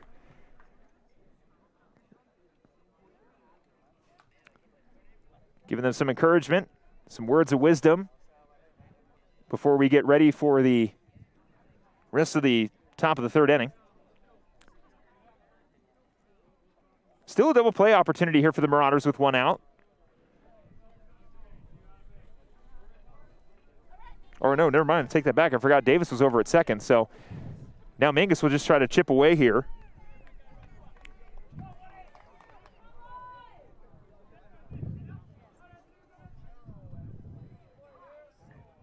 Lucero waiting the pitch here from Peters. Davis over at second. 3-0, Coconino leads. First one on the way. Lucero swings to that one into left field. Welly's going to have to make a play on it. It's going to bounce right in front of him. He'll throw down the third. It is to Alvarez, the cutoff man. And it'll be a base hit to Lucero. And now Davis will go from second to third. And still one out. And now Adrian Marquez, the pitcher, will step in. Marquez, last inning, popped up. And now the double play, a possibility for the Marauders to get out of this with only letting one around.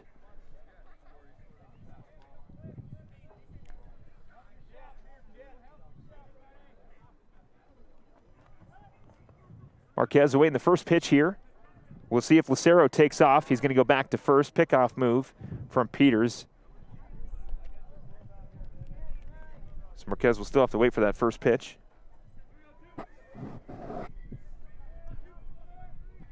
Runners on the corners. Davis at third. And Lucero over at first.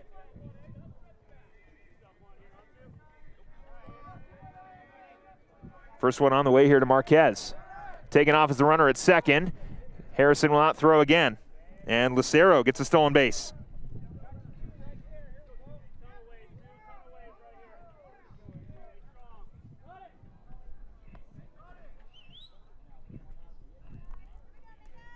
So now runners on second and third here. 0-1 count. Peters is going to step off.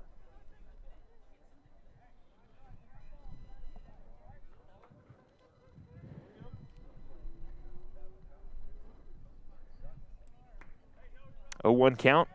Lucero at second, Davis over at third. Only one down for the Marauders. The pitch on 0-1. Going to be a slow chopper, and it'll go foul. Godina will pick it up. Count will now move to 0-2, so here's an opportunity right here for Trey Peters to get out of it. Has struggled on 0-2 counts. Does have a strikeout and a flyout on an 0-2 count, but other than that, a base hit to Reagan and a walk, or a hit by pitch, I should say, to Hernandez. So sort of 50-50 here. We'll see what he offers him on 0-2. The pitch on the way. That one's in the dirt. Count will go to 2-1, or 1-2.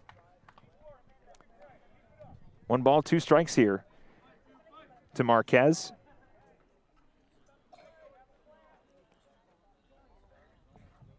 Pitch on the way. That one's going to be in the dirt. Scooped up by Harrison, keeps it in front of him. Count will go to 2-2.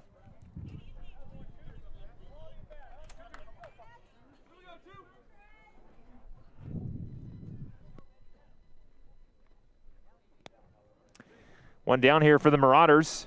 Runners on third and second. 2-2 on the way. The pitch. That one's away. And now the count will go full. So good eye there from Marquez, who was down initially 0-2 and works his way to even 3-2. And Peters has got to give him something to swing at. The 3-2.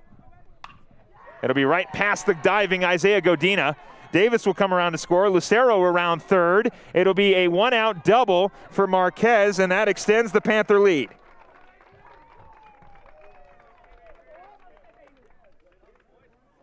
And now Tyler Reagan will check in.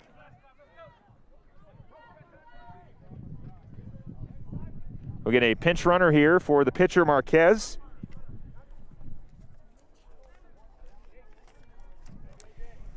It'll be number 8, Klaus. So Klaus will come in and pinch run. The courtesy runner as Tyler Reagan steps in. Reagan got a hit in the second inning and then was thrown out at second in the rundown. Klaus taking a good lead over at second. First one on the way. Popped up in the air. Mingus looking for their second out. Alvarez tracking it down behind him. Rivera coming in from center does make the catch for the second out of the inning. So Mingus needed an out, and they finally get it. 2 down, and now Isaiah Hernandez will step in. Hernandez got on with a hit by pitch. 2 outs, runner over at second.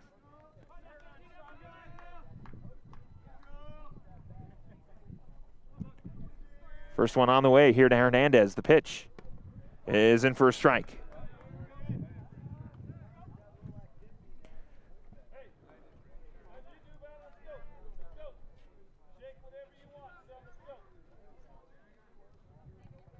So 0-1 count here.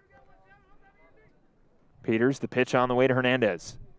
On 0-1. Off speed. Oh, not a bad spot to miss. but it'll go for a ball. The count will go to 1-1.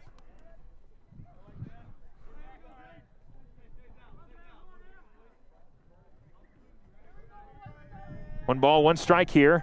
Pitch on the way. Swung on and missed. For strike two, the count now to move to 1-2. And here is Peters again with an opportunity to get out of it. And he'd love to do so. We'll see what he gives him here on 1-2. The pitch.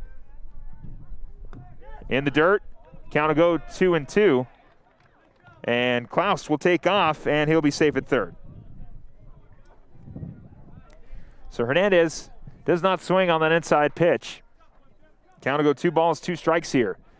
Peters trying to get out of it. The pitch. 2-2 outside corner. The count will go to 3-2. Ryan Patton waiting on deck.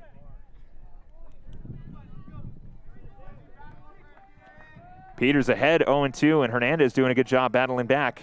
Runs the count even. 3-2, the payoff pitch. Outside corner, it will walk him.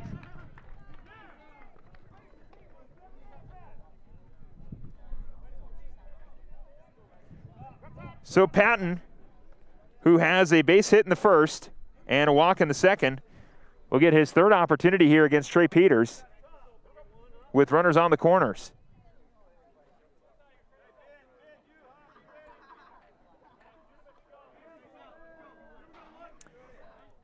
Klaus over at third. Runner's going to take off. Peters is going to get him in a rundown. We'll see if Klaus tries to score. Alvarez is going to throw it over to second. They do get the runner out, so they get out of it. It was a bit hectic, but Patton will lead things off in the top of the fourth. We'll move to the bottom of the third, and the Marauders currently down 5-0.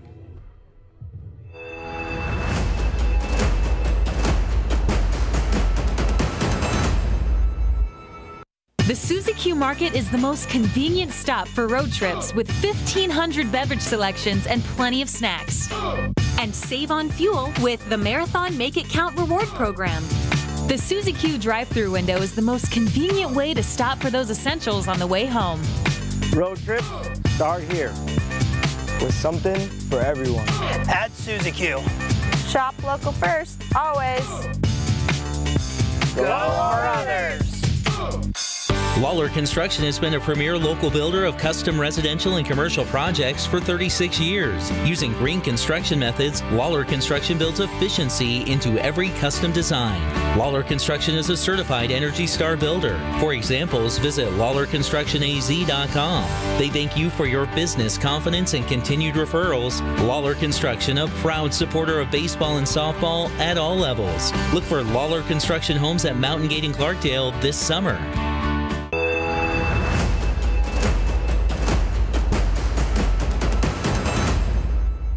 Carter Welly, Isaiah Godina, and Anthony Rivera will be the 1-2-3 for the Mingus Marauders as they try to get to Adrian Marquez, who has been pitching well so far for the Coconino Panthers. No hits, 3 strikeouts, and no runs come around for the sophomore pitcher.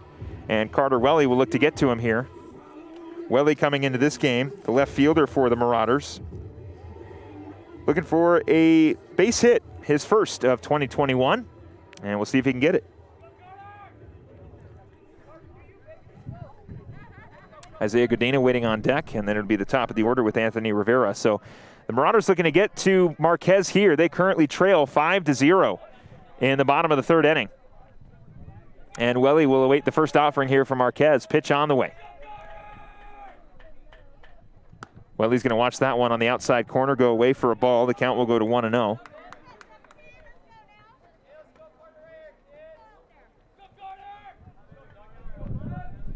Willie awaiting the second offering here on 1-0, the pitch. That one's away, and the count will go to 2-0.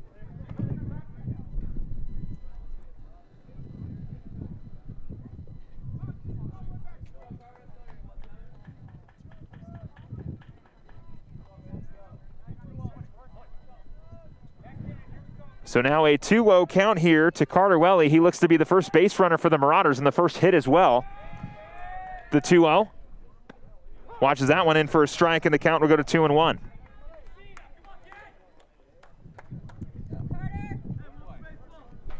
Two balls, one strike here.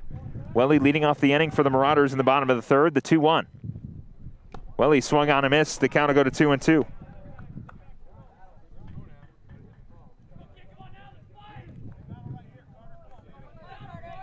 Welly looking for something close here on 2-2. Marquez looking for another strikeout. Pitch on the way. Off speed. Got him looking. It'll be the fourth strikeout for Marquez, and now Isaiah Godina will stride in with 1 out and no one on. Godina handling third base for the Marauders as Trey Peters is on the mound. Godina coming into this game, the freshman batting quite well though, 286. Minimal opportunities here, 2 for 7 with a run as well. Godina, another guy who we'll see in the future for the Marauders here. First one on the way from Marquez is in there for a strike.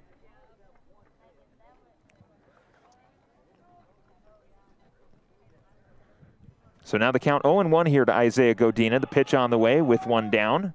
The 0-1 is in the dirt away for ball 1.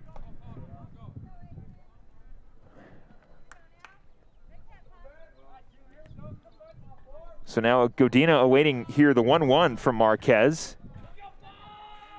Pitch on the way. Godina takes a hack at that one, but fouls it off. The count will go to 1-2.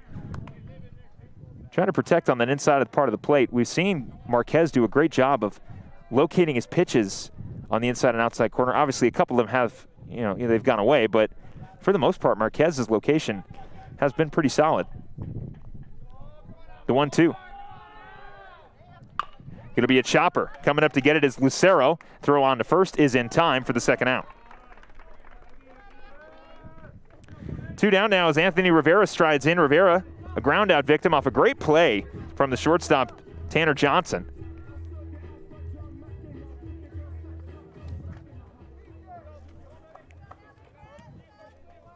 Johnson making a great diving grab at shortstop for that first out in the top of the first inning, but Rivera trying to change his luck here with 2 outs and no one on. First one on the way. Off speed. Not a bad spot to miss, but the count will go to 1-0.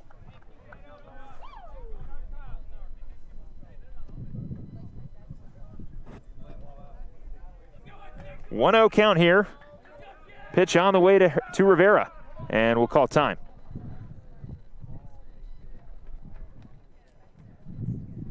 Ball gets away from our relief pitcher. That one's been tracked down, and Rivera will get another opportunity here. And there's another one over there. That is Calgill warming up. We'll see if Peters comes out for the 4th or if Calgill just comes in for relief. Well, anyway, Rivera waiting the 1-0 here with 2 down. The pitch on the way. It'll go away for a ball. Now the count will go to 2-0.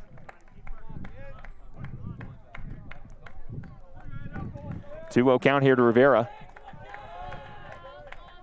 Pitch on the way.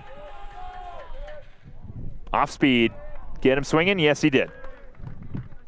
So you could tell Rivera really, really wanted to hold off on that one, but unfortunately his hands had other plans. So now a 2-1 count with 2 outs. Rivera trying to get on. The pitch from Marquez. Swung on and missed. Now the count will go to 2-2. So Marquez battling from behind in the count. Started out Rivera with a 2-0 and has worked his way back to run the count even. 2 balls and 2 strikes. Rivera will await the 2-2 offering here. Pitch on the way. That one's away. The count will go full. So good eye there from Rivera. And now a full count. Rivera's going to have to protect at the plate, whereas Marquez is going to want to tempt him with something. 2 down for the Panthers. As another baseball looks like it got loose.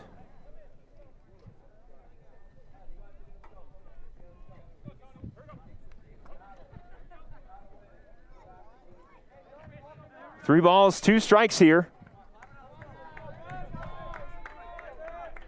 The pitch. Off speed, popped up in the left field.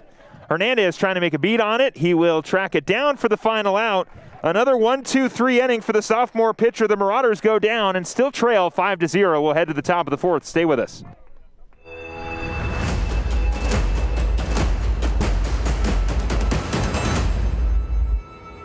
From the Glen Canyon Dam to the corner sidewalks, Salt River Materials Group, Phoenix Cement, has helped build Arizona and the Southwest since 1959. Much like the products they provide, Salt River Materials Group, Phoenix Cement, has a strong sense of community and contributes to it in meaningful ways.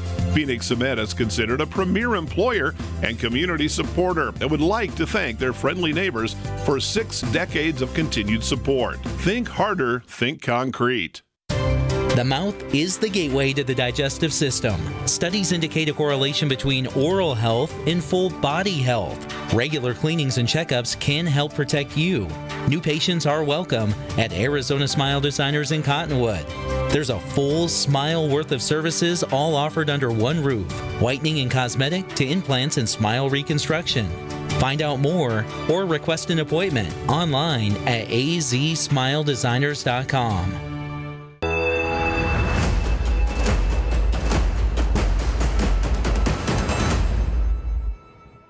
Riker Patton will step in here as we start things at the top of the fourth inning. Mingus down 5-0. Trey Peters still on the mound for the Marauders, trying to make up from a bit of a struggle inning in the bottom of the third inning, or top of the third inning.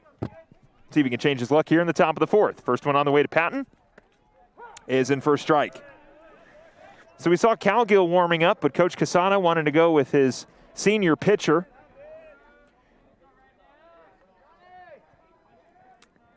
The 0-1 here from Peters. Pitch on the way to Patton. Check swing. Yes, he did. The count will go to 0-2. So, again, we'll see if Peters can change his luck on 0-2 counts. He has struggled to get that final strike. And we'll see if he can do it here against Patton, who's already got a single tonight and a walk.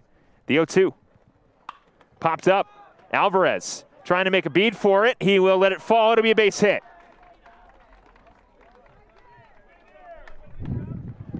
So now Tanner Johnson will step in. Johnson 0 for 2, a strikeout in the first inning, and a ground out in the second. I know Trey Peters would love a double play here.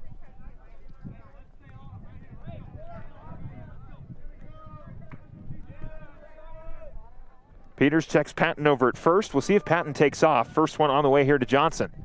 Patton does not go. It'll be a bunt foul from Johnson. And the count will go to 0-1.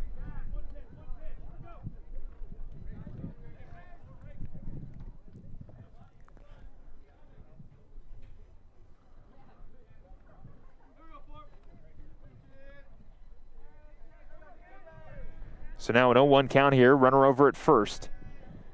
Pitch on the way. That bunt is laid down. Peters will field it at the mound. Throw on to first is in time. Patton will get to second, but they do get Johnson out. One down as Trevor Sevier will step in. Sevier got on with a single in the first and then grounded out in the third.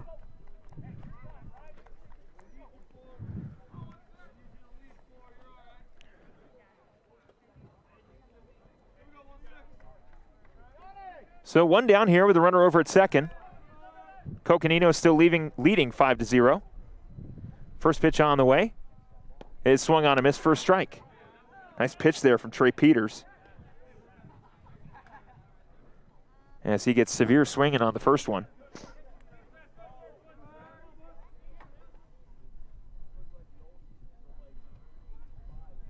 A 0-1 count. Peters, the second pitch to Sevier. It's going to be low, and the count will go to 1-1.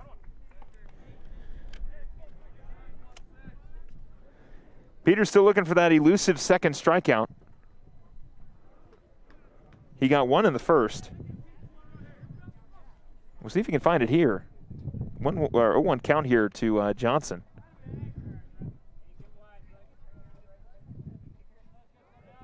The 0-1 offering here, or the 1-1 offering here, the pitch. That one's going to go past Harrison. Patton is going to take off from second, go over to third, and stay at third.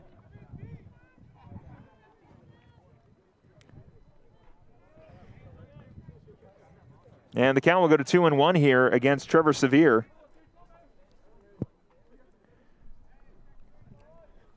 And now that puts Patton in a much better position to score.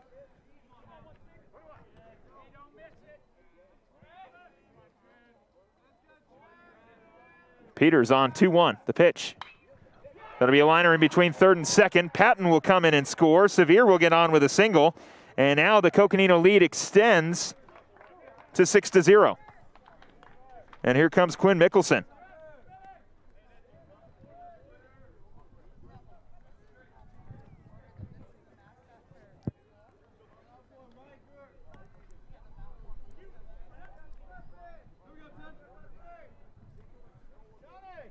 So Mickelson did get on with a single in the third and flew out in the first. That one will go inside for a ball.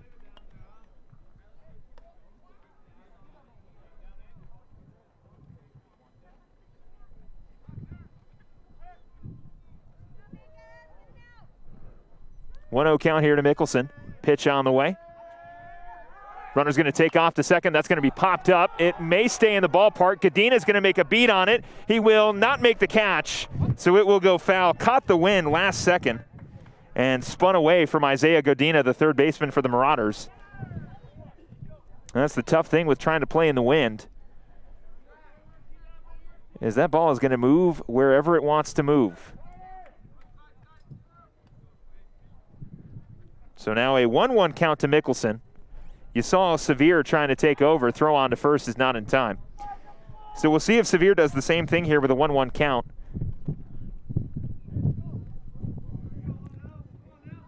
Mickelson looking for something close here on 1-1. Pitch on the way. Pickoff move beforehand. Not in time. That ball will get past Peters, but it won't go very far. He'll just walk over and pick it up.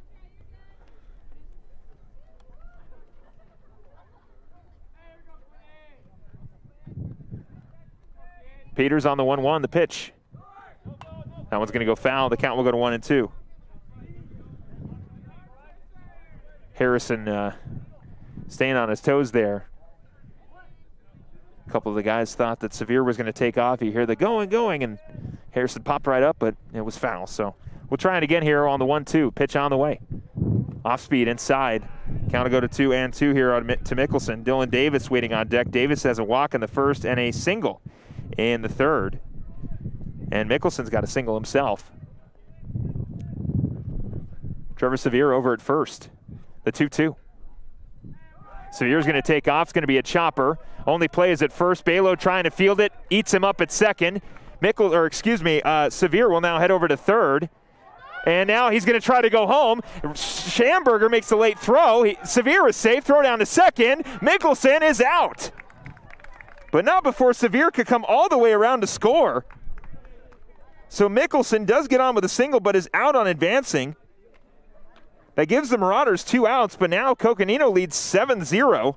And Dylan Davis will step in. No one on, 2 out. So Mickelson does his job.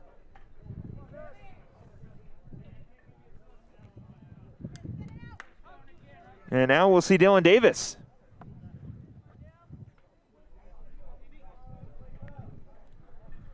First one on the way here. The pitch in the dirt. Count will go to 1-0.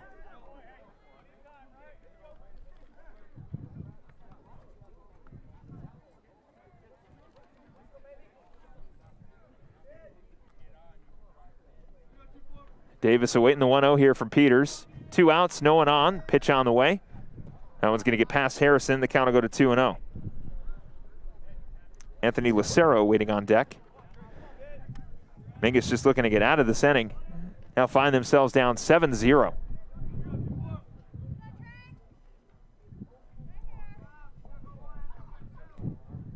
Peters on the 2-0 to Davis. Swung on and missed. Count will go to 2-1.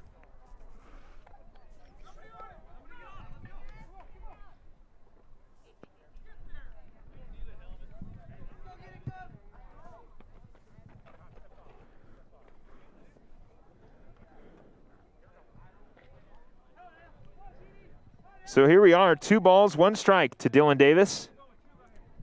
Peters looking to get out of the inning, only allowing 2. The pitch. Swung on and missed. Now the count will go to 2-2. So Peters still trying to get out of the inning. 2 runs have come across so far on 3 hits.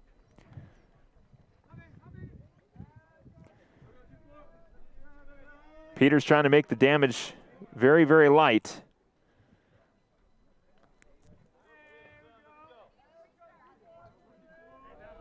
Two balls and 2 strikes. Peters on 2-2. The pitch. In the dirt. Count will go to 3-2. Good block there by Harrison.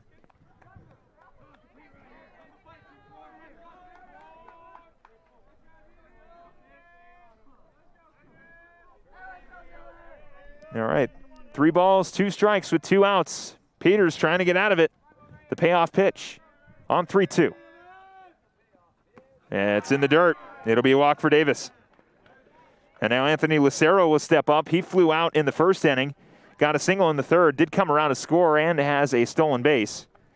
And now he'll step in his 3rd opportunity against Trey Peters. Runner over at first, that's Dylan Davis. Our score 7-0, Coconino leading. First one on the way to Lucero is inside for a ball.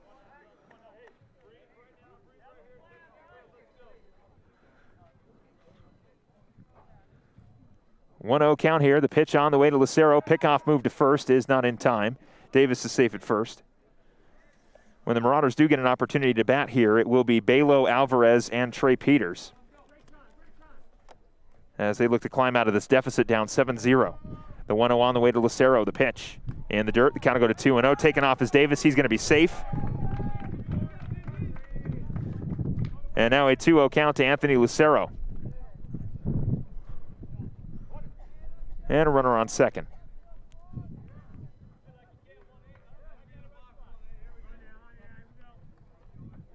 So Lucero winning the offering here on 2-0. Peters in the stretch. Pitch on the way. High and inside. Count will go to 3-0 now.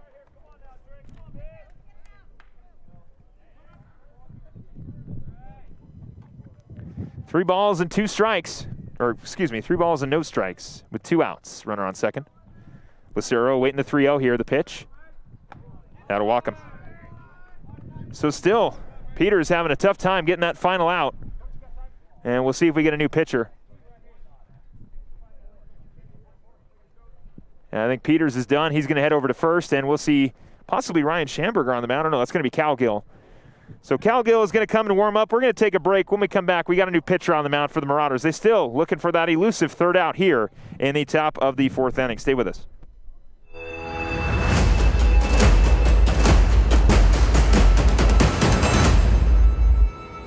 From the Merkin farm to your table, from their vines to your glass, Merkin Vineyards Tasting Room and Osteria, a sense of place for extended family and community. The Merkin mission is to deliver a total sustainable Arizona experience, with fruits and vegetables family farmed in the Verde Valley and vines grown on Arizona Merkin acreage. Pastas and breads made from scratch and served with daily seasonal specials. Keep an eye out for the Merkin pizza and gelato wagons using the same local ingredients.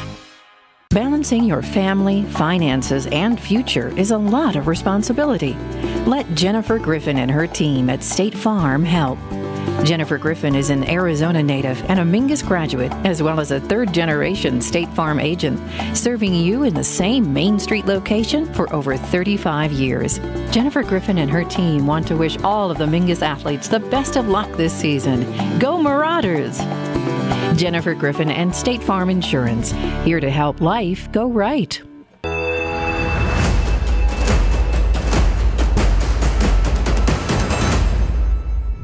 Hunter Calgill on the mound for the Marauders. His first appearance of 2021 for Mingus. Our current score 7-0 as the Marauders are looking for their final out of the top of the 4th inning. It has been a long 4th inning for the Marauders.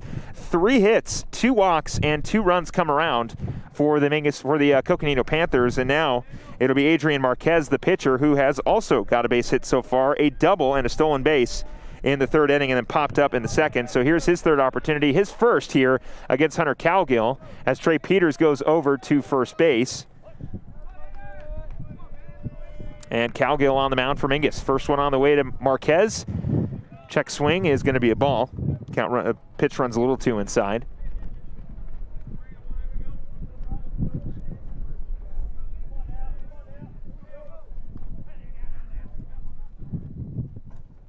So now a 1-0 count here. Second offering from Calgill. Swung on a miss. The count will go to 1-1.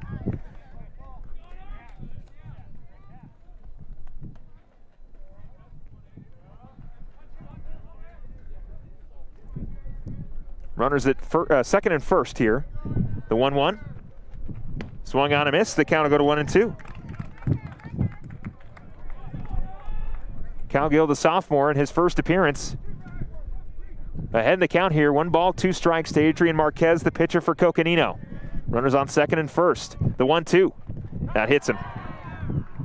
So now Marquez will get on.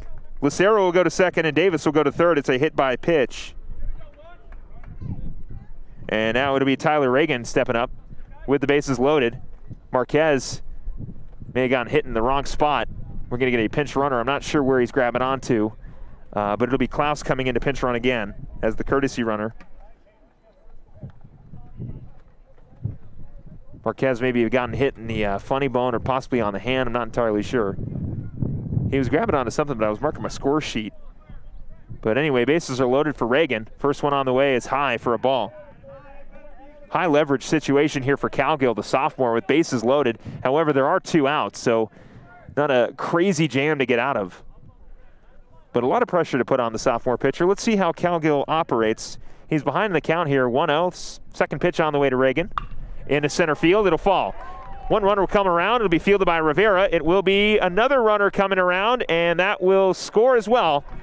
2 runs come around on the RBI single from Reagan. And that extends the Panther lead as Davis and Lucero both score. Klaus will now go over to second. And with 2 outs, we'll see Isaiah Hernandez step up. Our score 9-0 here in the 4th.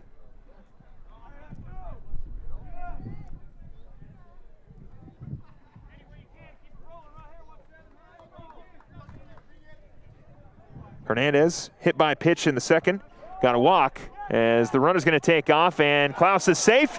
Klaus is going to pick himself up from third on the overthrow. He will score. Now it is a 10-0 lead for the Coconino Panthers.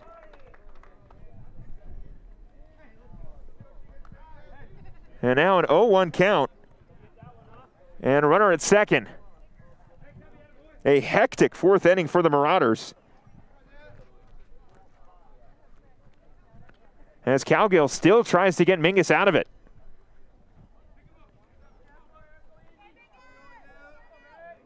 Calgill on the 0-1, the pitch is inside. The count will go to 1-1. Or excuse me, 2-0. That first pitch was a ball. So the count is 2-0 to correct myself.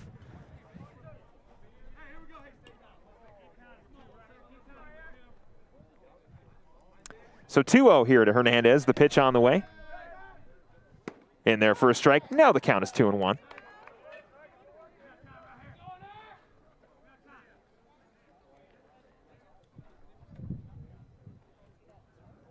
Two balls and 1 strike with 2 outs. Runner over at second.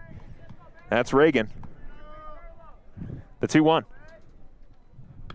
That'll go foul. So Calgill here with an opportunity to get out of it. 2 balls and 2 strikes. Hernandez, of course, going to have to protect the plate. Couple runs come around.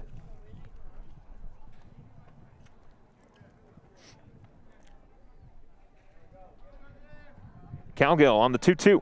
The pitch. Off speed is in the dirt. Count will go full.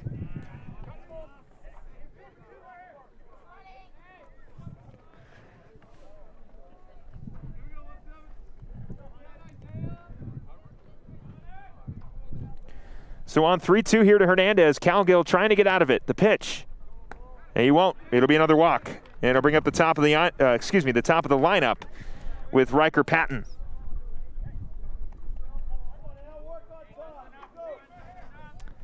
So Patton in this inning did get on with a single and came around to score. Advancing on the pass ball, got a single in the first and walked in the second, so he's 2 for 2. Looking to extend this inning. First one on the way, swung on a miss, first strike.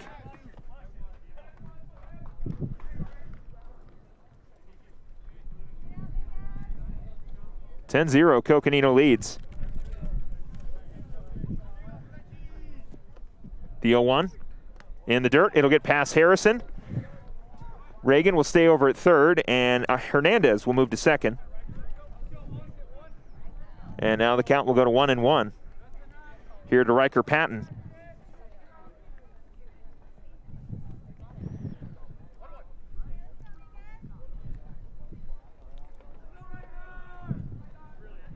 The 1-1 on the way, the pitch. That one is in there for a strike. Now the count will go to 1-2. Calgill again with an opportunity to get out of it.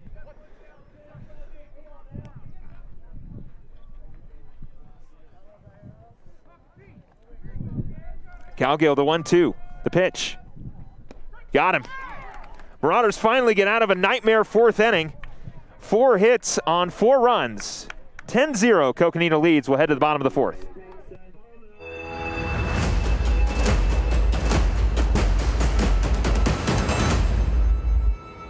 All Price Insurance on Main Street in Cottonwood is your local insurance provider for personal and commercial insurance.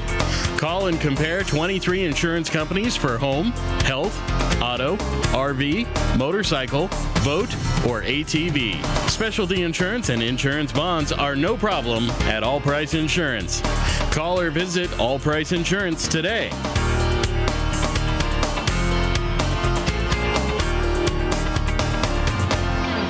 Accidents happen. Red Rock Collision knows that your car is the second largest investment you're likely to make. For over 15 years, Red Rock Collision has been there to negotiate for you, the customer, not the insurance company. John and his staff promise quality repair with honesty and integrity. You can rest easy now. They'll return your car as safe as the day it was built.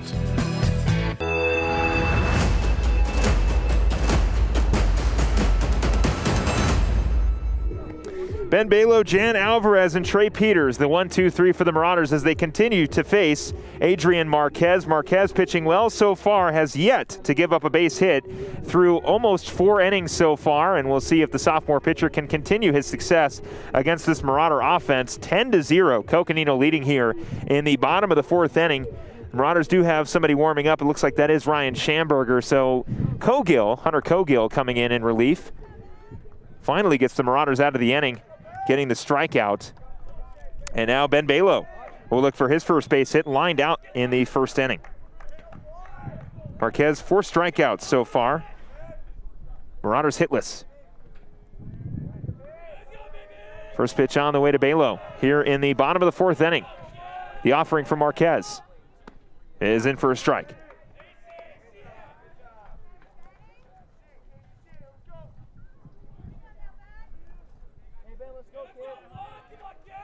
Balo waiting the 0-1 here. The pitch on the way. It'll be a chopper. Coming up to get it is Lucero. Throw on to first is in time for out number 1. And now Jan Alvarez will step up. Alvarez grounded out in the 1st inning. And he'll look to be the first base runner for the Marauders here in the bottom of the 4th. Ben Balo grounding out to lead things off. I will say Ben's grandmother came over and gave us some kind words. She's a big fan of the broadcast, and I know she's watching right now, so thank you very much for the kind words. First one on the way. Alvarez pieces that one up into center field. Davis making a track on it and will make the catch for the 2nd out of the inning. 2 quick outs for Marquez. Very similar to his 1st inning of work. And now Peters will step in, his 2nd opportunity against Marquez.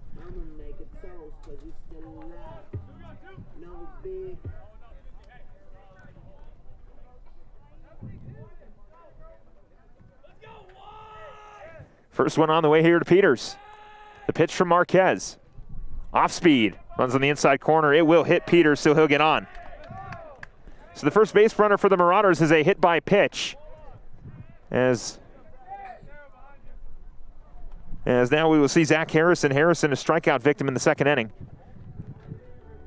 We'll see what he can do here in the 4th.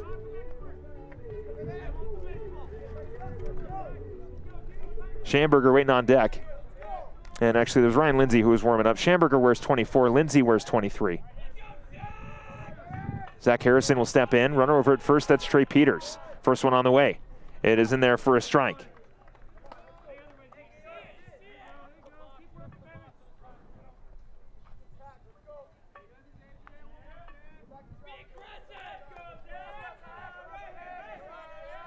Harrison awaiting the 0-1 here. That one is away for ball one. Count will go to 1-1.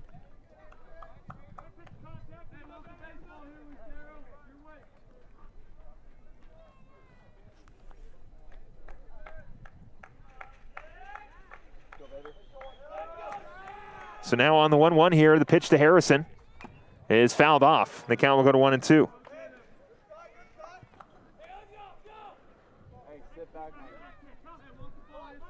Harrison looking to drive something here on 1-2. But over at first. Pitch on the way from Marquez. Off speed, got him swinging.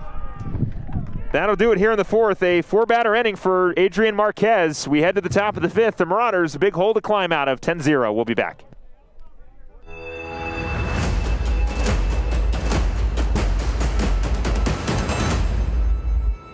Starting in the late 1920s, Grandpa Gettle and his brothers laid the groundwork for what would become a family legacy. Almost 100 years and 100 patents later, Gettle's High Desert Mechanical continues to raise the bar of quality heating, cooling, and plumbing products and services in the Verde Valley. Call Gettle's High Desert Mechanical Heating, Air Conditioning, and Plumbing at 567-2200 or online at GettlesHDM.com, providing solutions for your comfort. Don't settle, get Gettles, and go Marauders. The most common reasons for bankruptcy are unforeseen circumstances like tragedies, illness, unemployment, and foreclosures. I'm Michael Gordon. We understand your situation and your need to look at all the alternatives.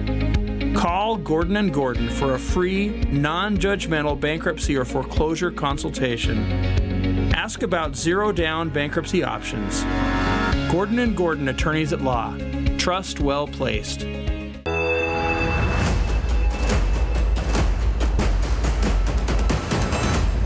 Ryan Lindsay will step on the mound for the Mingus Marauders here as we begin the top of the fifth inning. Marauders down 10-0.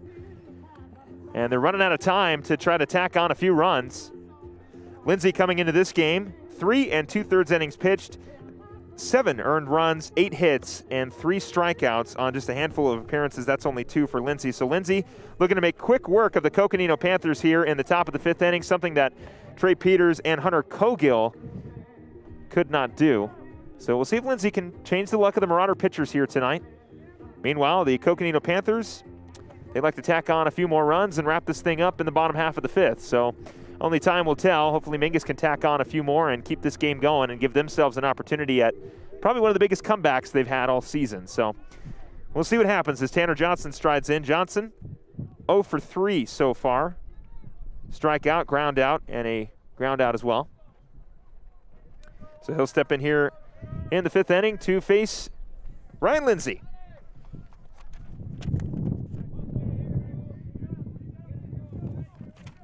First one on the way to Johnson is high, and the count will go to 1-0.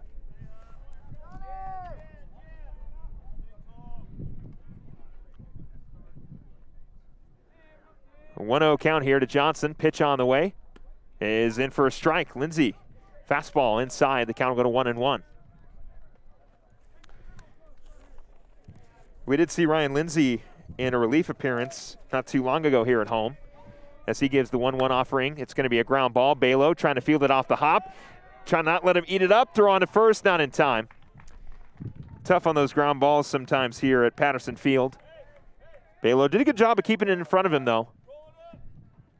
So runner on first, no out. And here comes Trevor Sevier. Sevier a single in the first, grounded out in the third, and then got a single in the fourth. And now in the fifth, we'll see what he would do here against Ryan Lindsay with a runner on first and no out. First one on the way to Sevier. The pitch is fouled.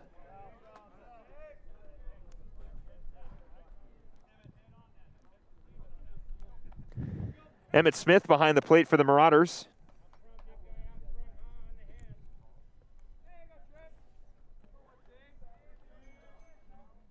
Oh, 1 count here. The pitch on the way to Sevier. That'll be in the dirt. Runs inside. The count will go to 1-2, or excuse me, 1-1. As we mentioned, the Marauders will be back on Tuesday to take on the Bradshaw Mountain Bears. You can catch that game right here on Verde Valley TV. First pitch, 3:45 p.m. Watch it in the same place you're watching this game. The 1-1. Taken off is the runner at first. It'll be a base hit for Sevier. Johnson around second. Relay throw is not going to be in time. He is safe. Sevier will stay over at first. Runners on the corners for the Panthers. No outs here in the 5th inning. Runners on the corners, and it'll bring up Quinn Mickelson. Mickelson flew out in the first, got a single in the third, and then got a single in the fourth, but was thrown out at second trying to advance.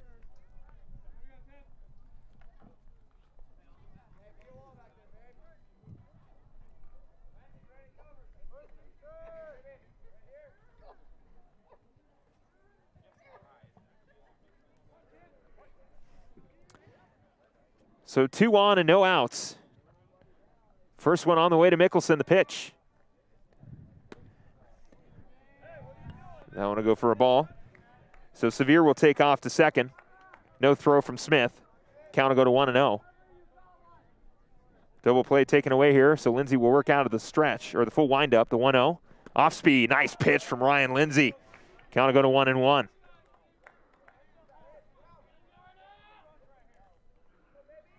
One ball, one strike here. Pitch on the way to Mickelson. That one's chopped foul, and Smith will let it go foul. Count will now move to 1-2. Smith usually in right field, behind the plate here in substitution of Zach Harrison.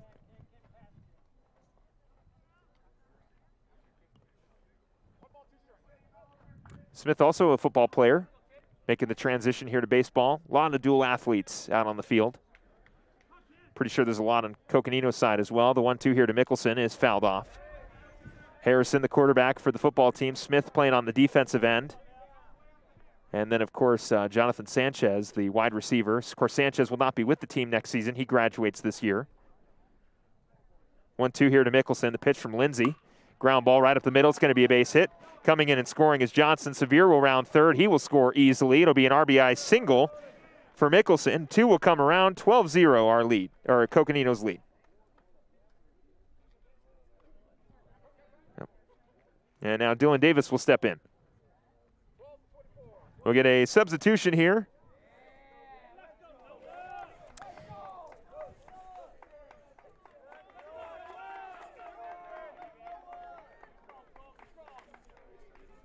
So coming into pinch hit for the Coconino Panthers is number 12. That is Merrill.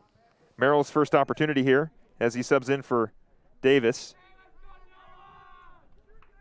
First one on the way from Lindsay is away for a ball.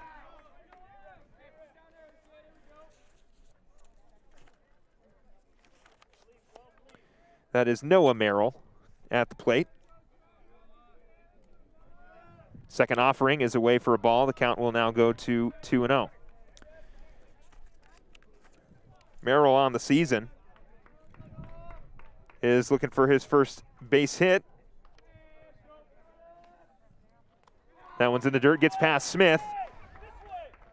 So now Mickelson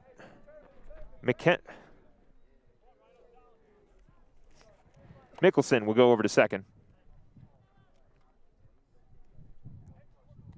As the count now goes to 3-0. Noah Merrill at the plate for Coconino. Runner over at second, that's Quinn Mickelson. The 3-0. That one does find the strike zone. The count will go to 3-1. Good pitch there from Lindsay to try to work back in the count. Still looking for his first out of this inning.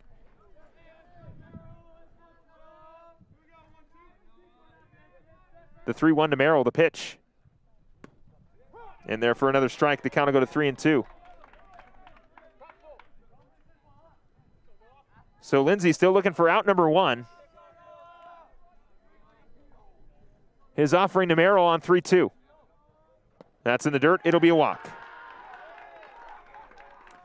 Anthony Lucero will step in. Lucero, fly-out victim in the first inning. Single in the third, came around to score, and got walked and came around to score in the fourth.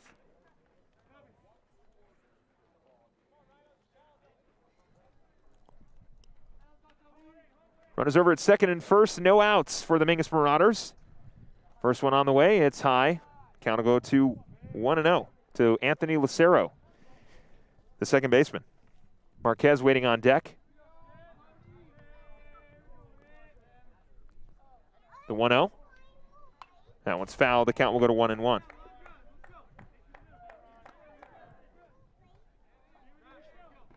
One ball, one strike here. Coconino leading 12-0 in the top of the fifth inning. Lindsay looking for his first out, the 1-1. Runs inside. The count will now go to 2-1.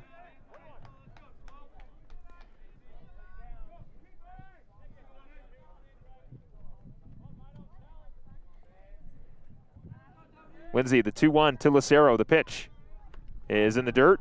Smith keeping that one in front of him. The count will go to 3-1.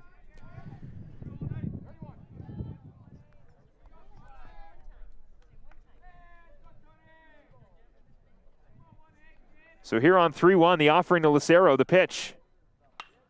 Into center field, Rivera tracking it back. We'll see if he can make the catch. He will for the first out. Tagging and advancing to third is Mickelson, and Merrill will stay over at first. One down for the Marauders. And now here's Adrian Marquez, the pitcher. So double play still a possibility for the Marauders.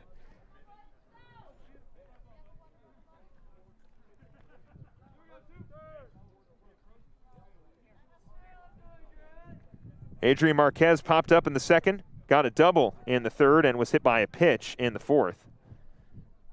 First one on the way. He's going to show bunt, drop it down.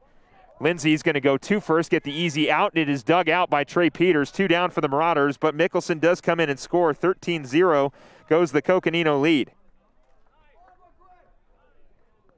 And now here's Tyler Reagan.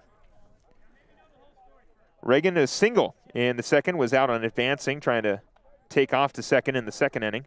Flew out in the third and then got a single and then was stranded at third in the fourth and here in the fifth. Two down, Lindsay trying to get out of it.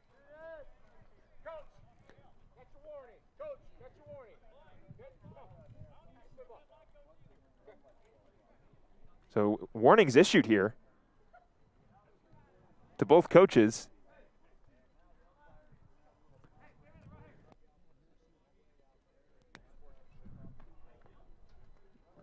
Field umpire talking it over with the home plate umpire.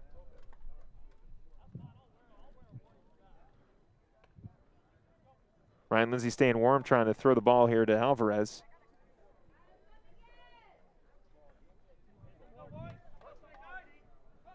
So anyway, it's going to be Tyler Reagan. Run over at second. First one on the way. Reagan pops that one up. Sanchez looking to end the inning here in right field. He will track it down and make the catch in the sun for the final out of the fifth inning, but not before the Panthers could bring around three on 3 hits and a walk.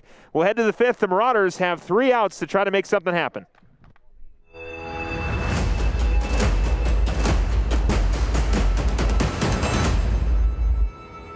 The Suzy Q Market is the most convenient stop for road trips with 1,500 beverage selections and plenty of snacks.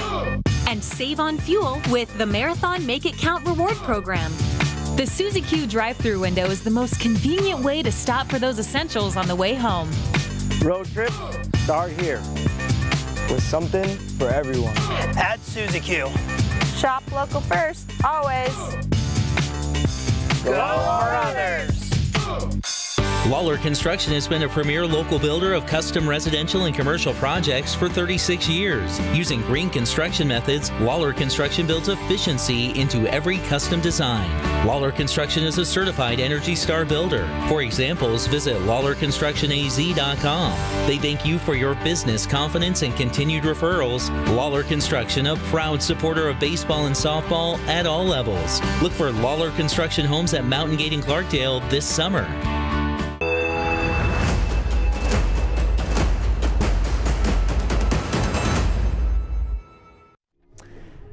Right, or it'll be a pinch hitter for the Mingus Marauders. It'll be Mendez stepping up for Mingus here. That is Michael Mendez. As the Marauders will have 3 outs to try to tack on a few more runs and extend this game, or possibly put together their biggest comeback of 2021 as they are currently down 13-0. It'll be Mendez, and we'll see if Sanchez ends up batting. See if Coach Casada will give some of the other guys an opportunity here with the Marauders possibly looking at a loss here, but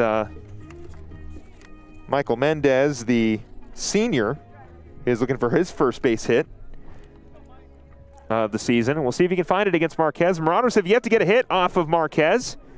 He's been going almost 5 strong. Pitching a shutout. And we'll see if Mendez can be the first base runner for the Marauders. Mendez strides in here, waiting for the first offering from Marquez. Pitch on the way. That one's in there for a strike. It is Jonathan Sanchez waiting on deck. Mendez waiting the 0-1 here. Pitch on the way from Marquez. Check swing, yes he did. Count will go to 0-2.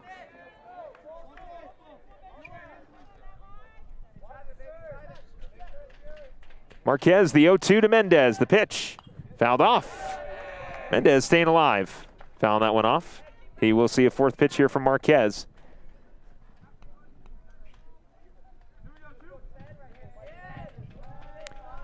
The 0-2 offering here. Pitch on the way. Mendez pieces that one into right field, but it will go foul. A little power there for Mendez, huh? Almost sends that one all the way to the, no, I guess there's nothing really out there to give you an idea, but it was hit pretty far. That's what I'm going to say. But anyway, Mendez will step in here, the 0-2. Off speed, that's away. The count will go to 1-2.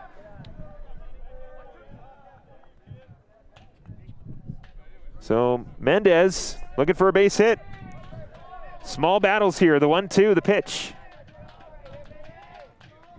Mendez, that one goes in the dirt. Way to work his way back from an 0-2 count now, drawing it even 2-2. And the senior will look for something close. Try to take a hack and ruin the no-no right now. A 2-2. Mendez, another foul pitch. That does hit the catcher. Right on the hamstring there. It'll sting for a little bit, but it'll go away. As Mendez doing a great job at the plate battling. Only had one other opportunity at the plate. And Mendez didn't do too much in that at-bat.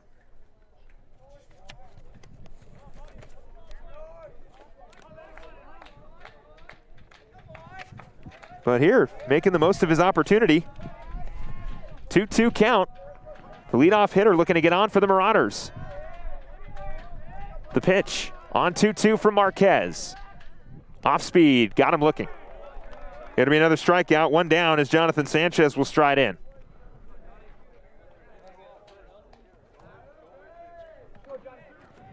So Sanchez looking for a base hit. He struck out in the 2nd inning.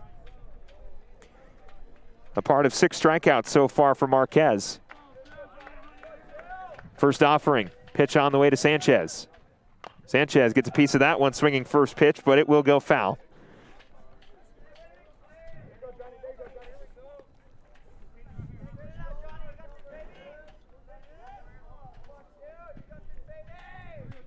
A 1 count here to Sanchez, pitch on the way. Off speed, that one runs inside. They're going to call it a strike. Count will go to 0-2. 0-2 count, 1 down here. Sanchez looking to get on. The 0-2. That'll run away. Count will go to 1-2. So Mendez was able to see a handful of pitches, or excuse me, Mendez was able to see a handful of pitches from Marquez, and Sanchez trying to do the same thing here. The 1-2 pitch on the way. Off speed, that's foul.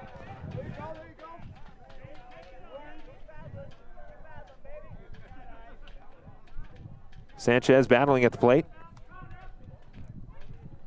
Carter Welly waiting on deck. Welly also looking for a base hit.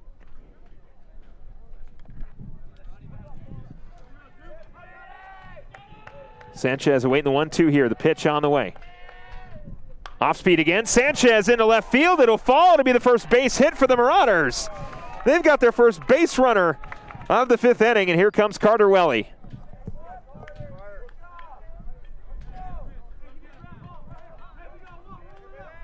So Sanchez gets on for the Marauders with a single with 1 out, and now Carter Welly will look to move him around to score.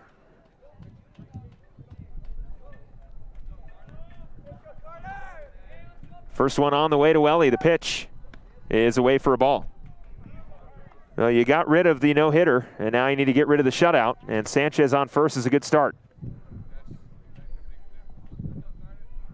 1-0 count here. Welly trying to move him around.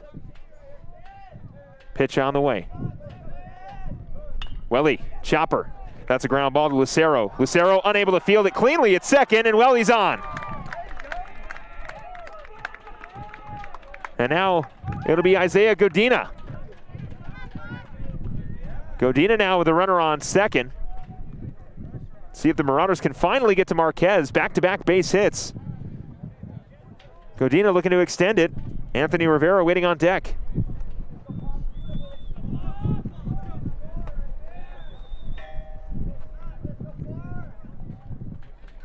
Godina waiting the first pitch here. Fouls the first one off.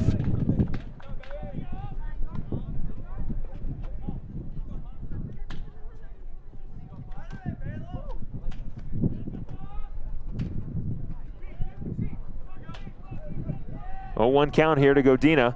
Sanchez at second. Welly over at first. The 0-1. Off speed in the dirt. Count will go to 1-1.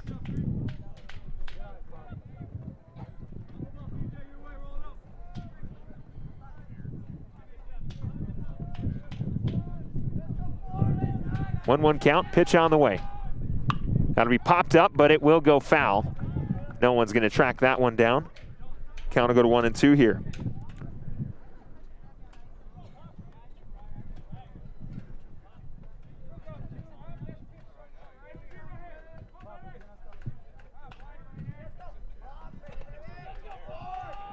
Godina waiting the 1-2 here from Marquez. The pitch.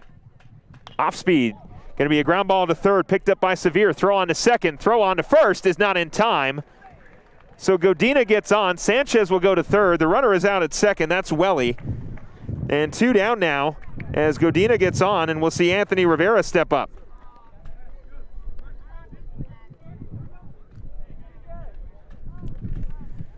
Rivera also hitless. Ground out in the first, fly out in the third. Runners on the corners as Godina gets on, and Sanchez goes all the way to third. Advancing from second. 2 outs for the Panthers. Marquez looking to keep the shutout. Pitch on the way to Rivera. Going to be off the hands. We'll see if it gets past second and first. It will. There goes the shutout. Sanchez scores. So Rivera gets on with a 2-out single. That moves Godina from first to second, and now Ben Balo will step in. Despite, of course, what I just said, Marquez is pitching phenomenally. I mean, that doesn't even need to be said. As a sophomore, he's got 6 strikeouts so far. He's now just let up his first 3 hits of the game, and we're in the 5th. I mean, that is impressive for a sophomore pitcher.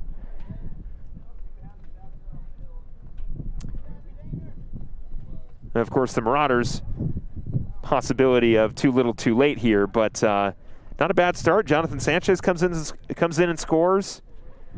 You got now Godina over at second. Rivera's over at first. Of course, there's 2 outs, so not a lot of pressure on the shoulders of the sophomore pitcher Marquez, but Mingus still needs to plate a couple in before we head to the 6th. If not, we're going to be done here after this out whenever it comes.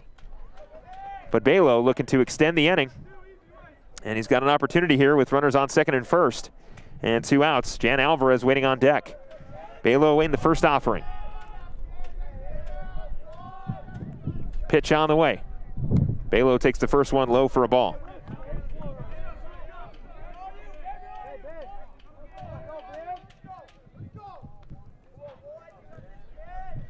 Balo awaiting the 1-0 here. Pitch on the way. That one's away. Count will go to 2-0.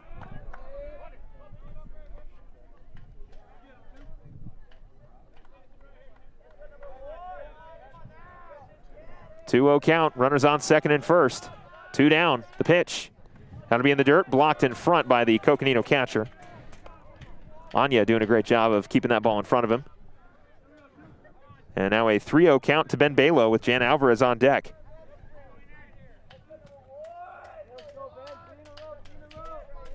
The 3-0.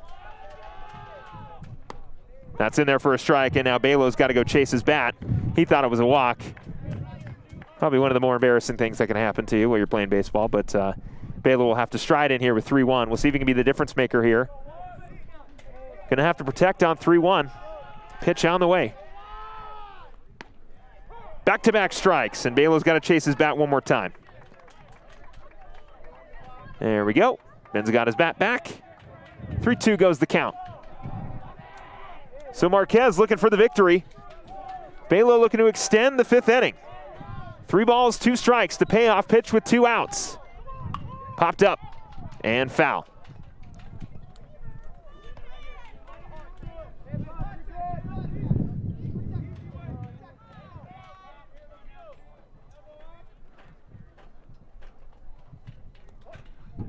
Balo now again awaiting the 3-2. Runners on second and first here in the bottom of the 5th inning. The Marauders trying to stay alive. The payoff pitch from Marquez with 2 outs. Off speed, runs inside. Balo will walk and the bases are loaded.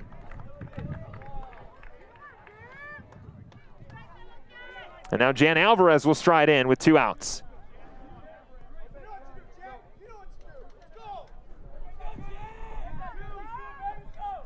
Alvarez hitless so far, ground out in the 1st and a pop-up in the 4th. And with the bases loaded and 2 outs, we'll see if Alvarez can plate a couple in. That's going to be popped up in right field. We'll see if that one stays fair. It is foul. Oh, and that would have brought around a few. Jan Alvarez turning on one in right field. But it goes foul. Well, Alvarez has seen it. We'll see if he can put it into fair territory.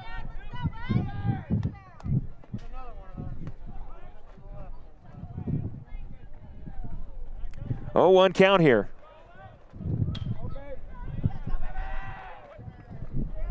Marquez on 0-1. Bases loaded with 2 outs. The pitch. That one's away. Throw down the 3rd is not in time. Godina is safe. The count will go to 1-1. Anya trying to get Godina on that long lead from 3rd. But nothing comes of it. So Alvarez on 1-1. Pitch on the way. That'll be plated this time into center field. Tracking it down is the center fielder Davis, and that'll do it. The Coconino Panthers walk away with a solid victory, 13-1. And the Marauders will focus their attention on the Bradshaw Mountain Bears. We'll wrap this game up for you and preview the next one coming up. Stay with us.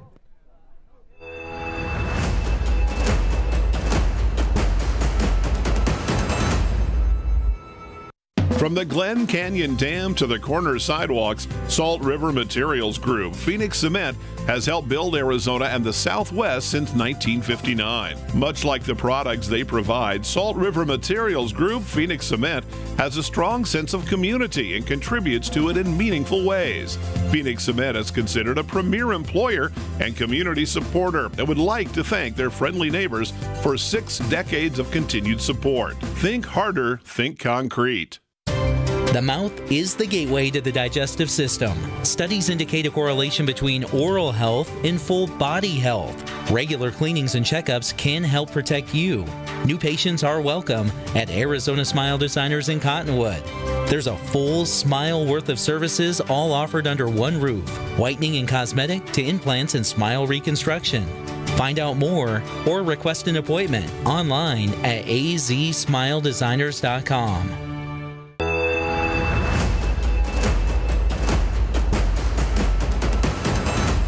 It was a tough outing for Trey Peters and the Mingus Marauders as they lose to the Coconino Panthers 13-1. Philip Catafamo, happy to have you along with me here on Verde Valley TV.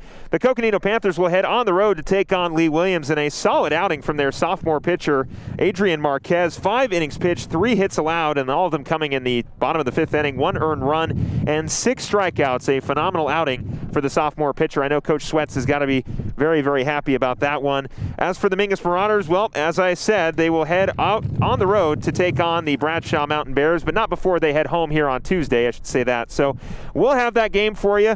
A tough outing for the Marauders, but they'll look to bounce back on Tuesday against the Bradshaw Mountain Bears, which you can catch right here on Verde Valley TV. For everybody here at Verde Valley TV and Yavapai Broadcasting, I want to wish you a great rest of your week. Have a safe weekend, and we will see you on Tuesday for some baseball.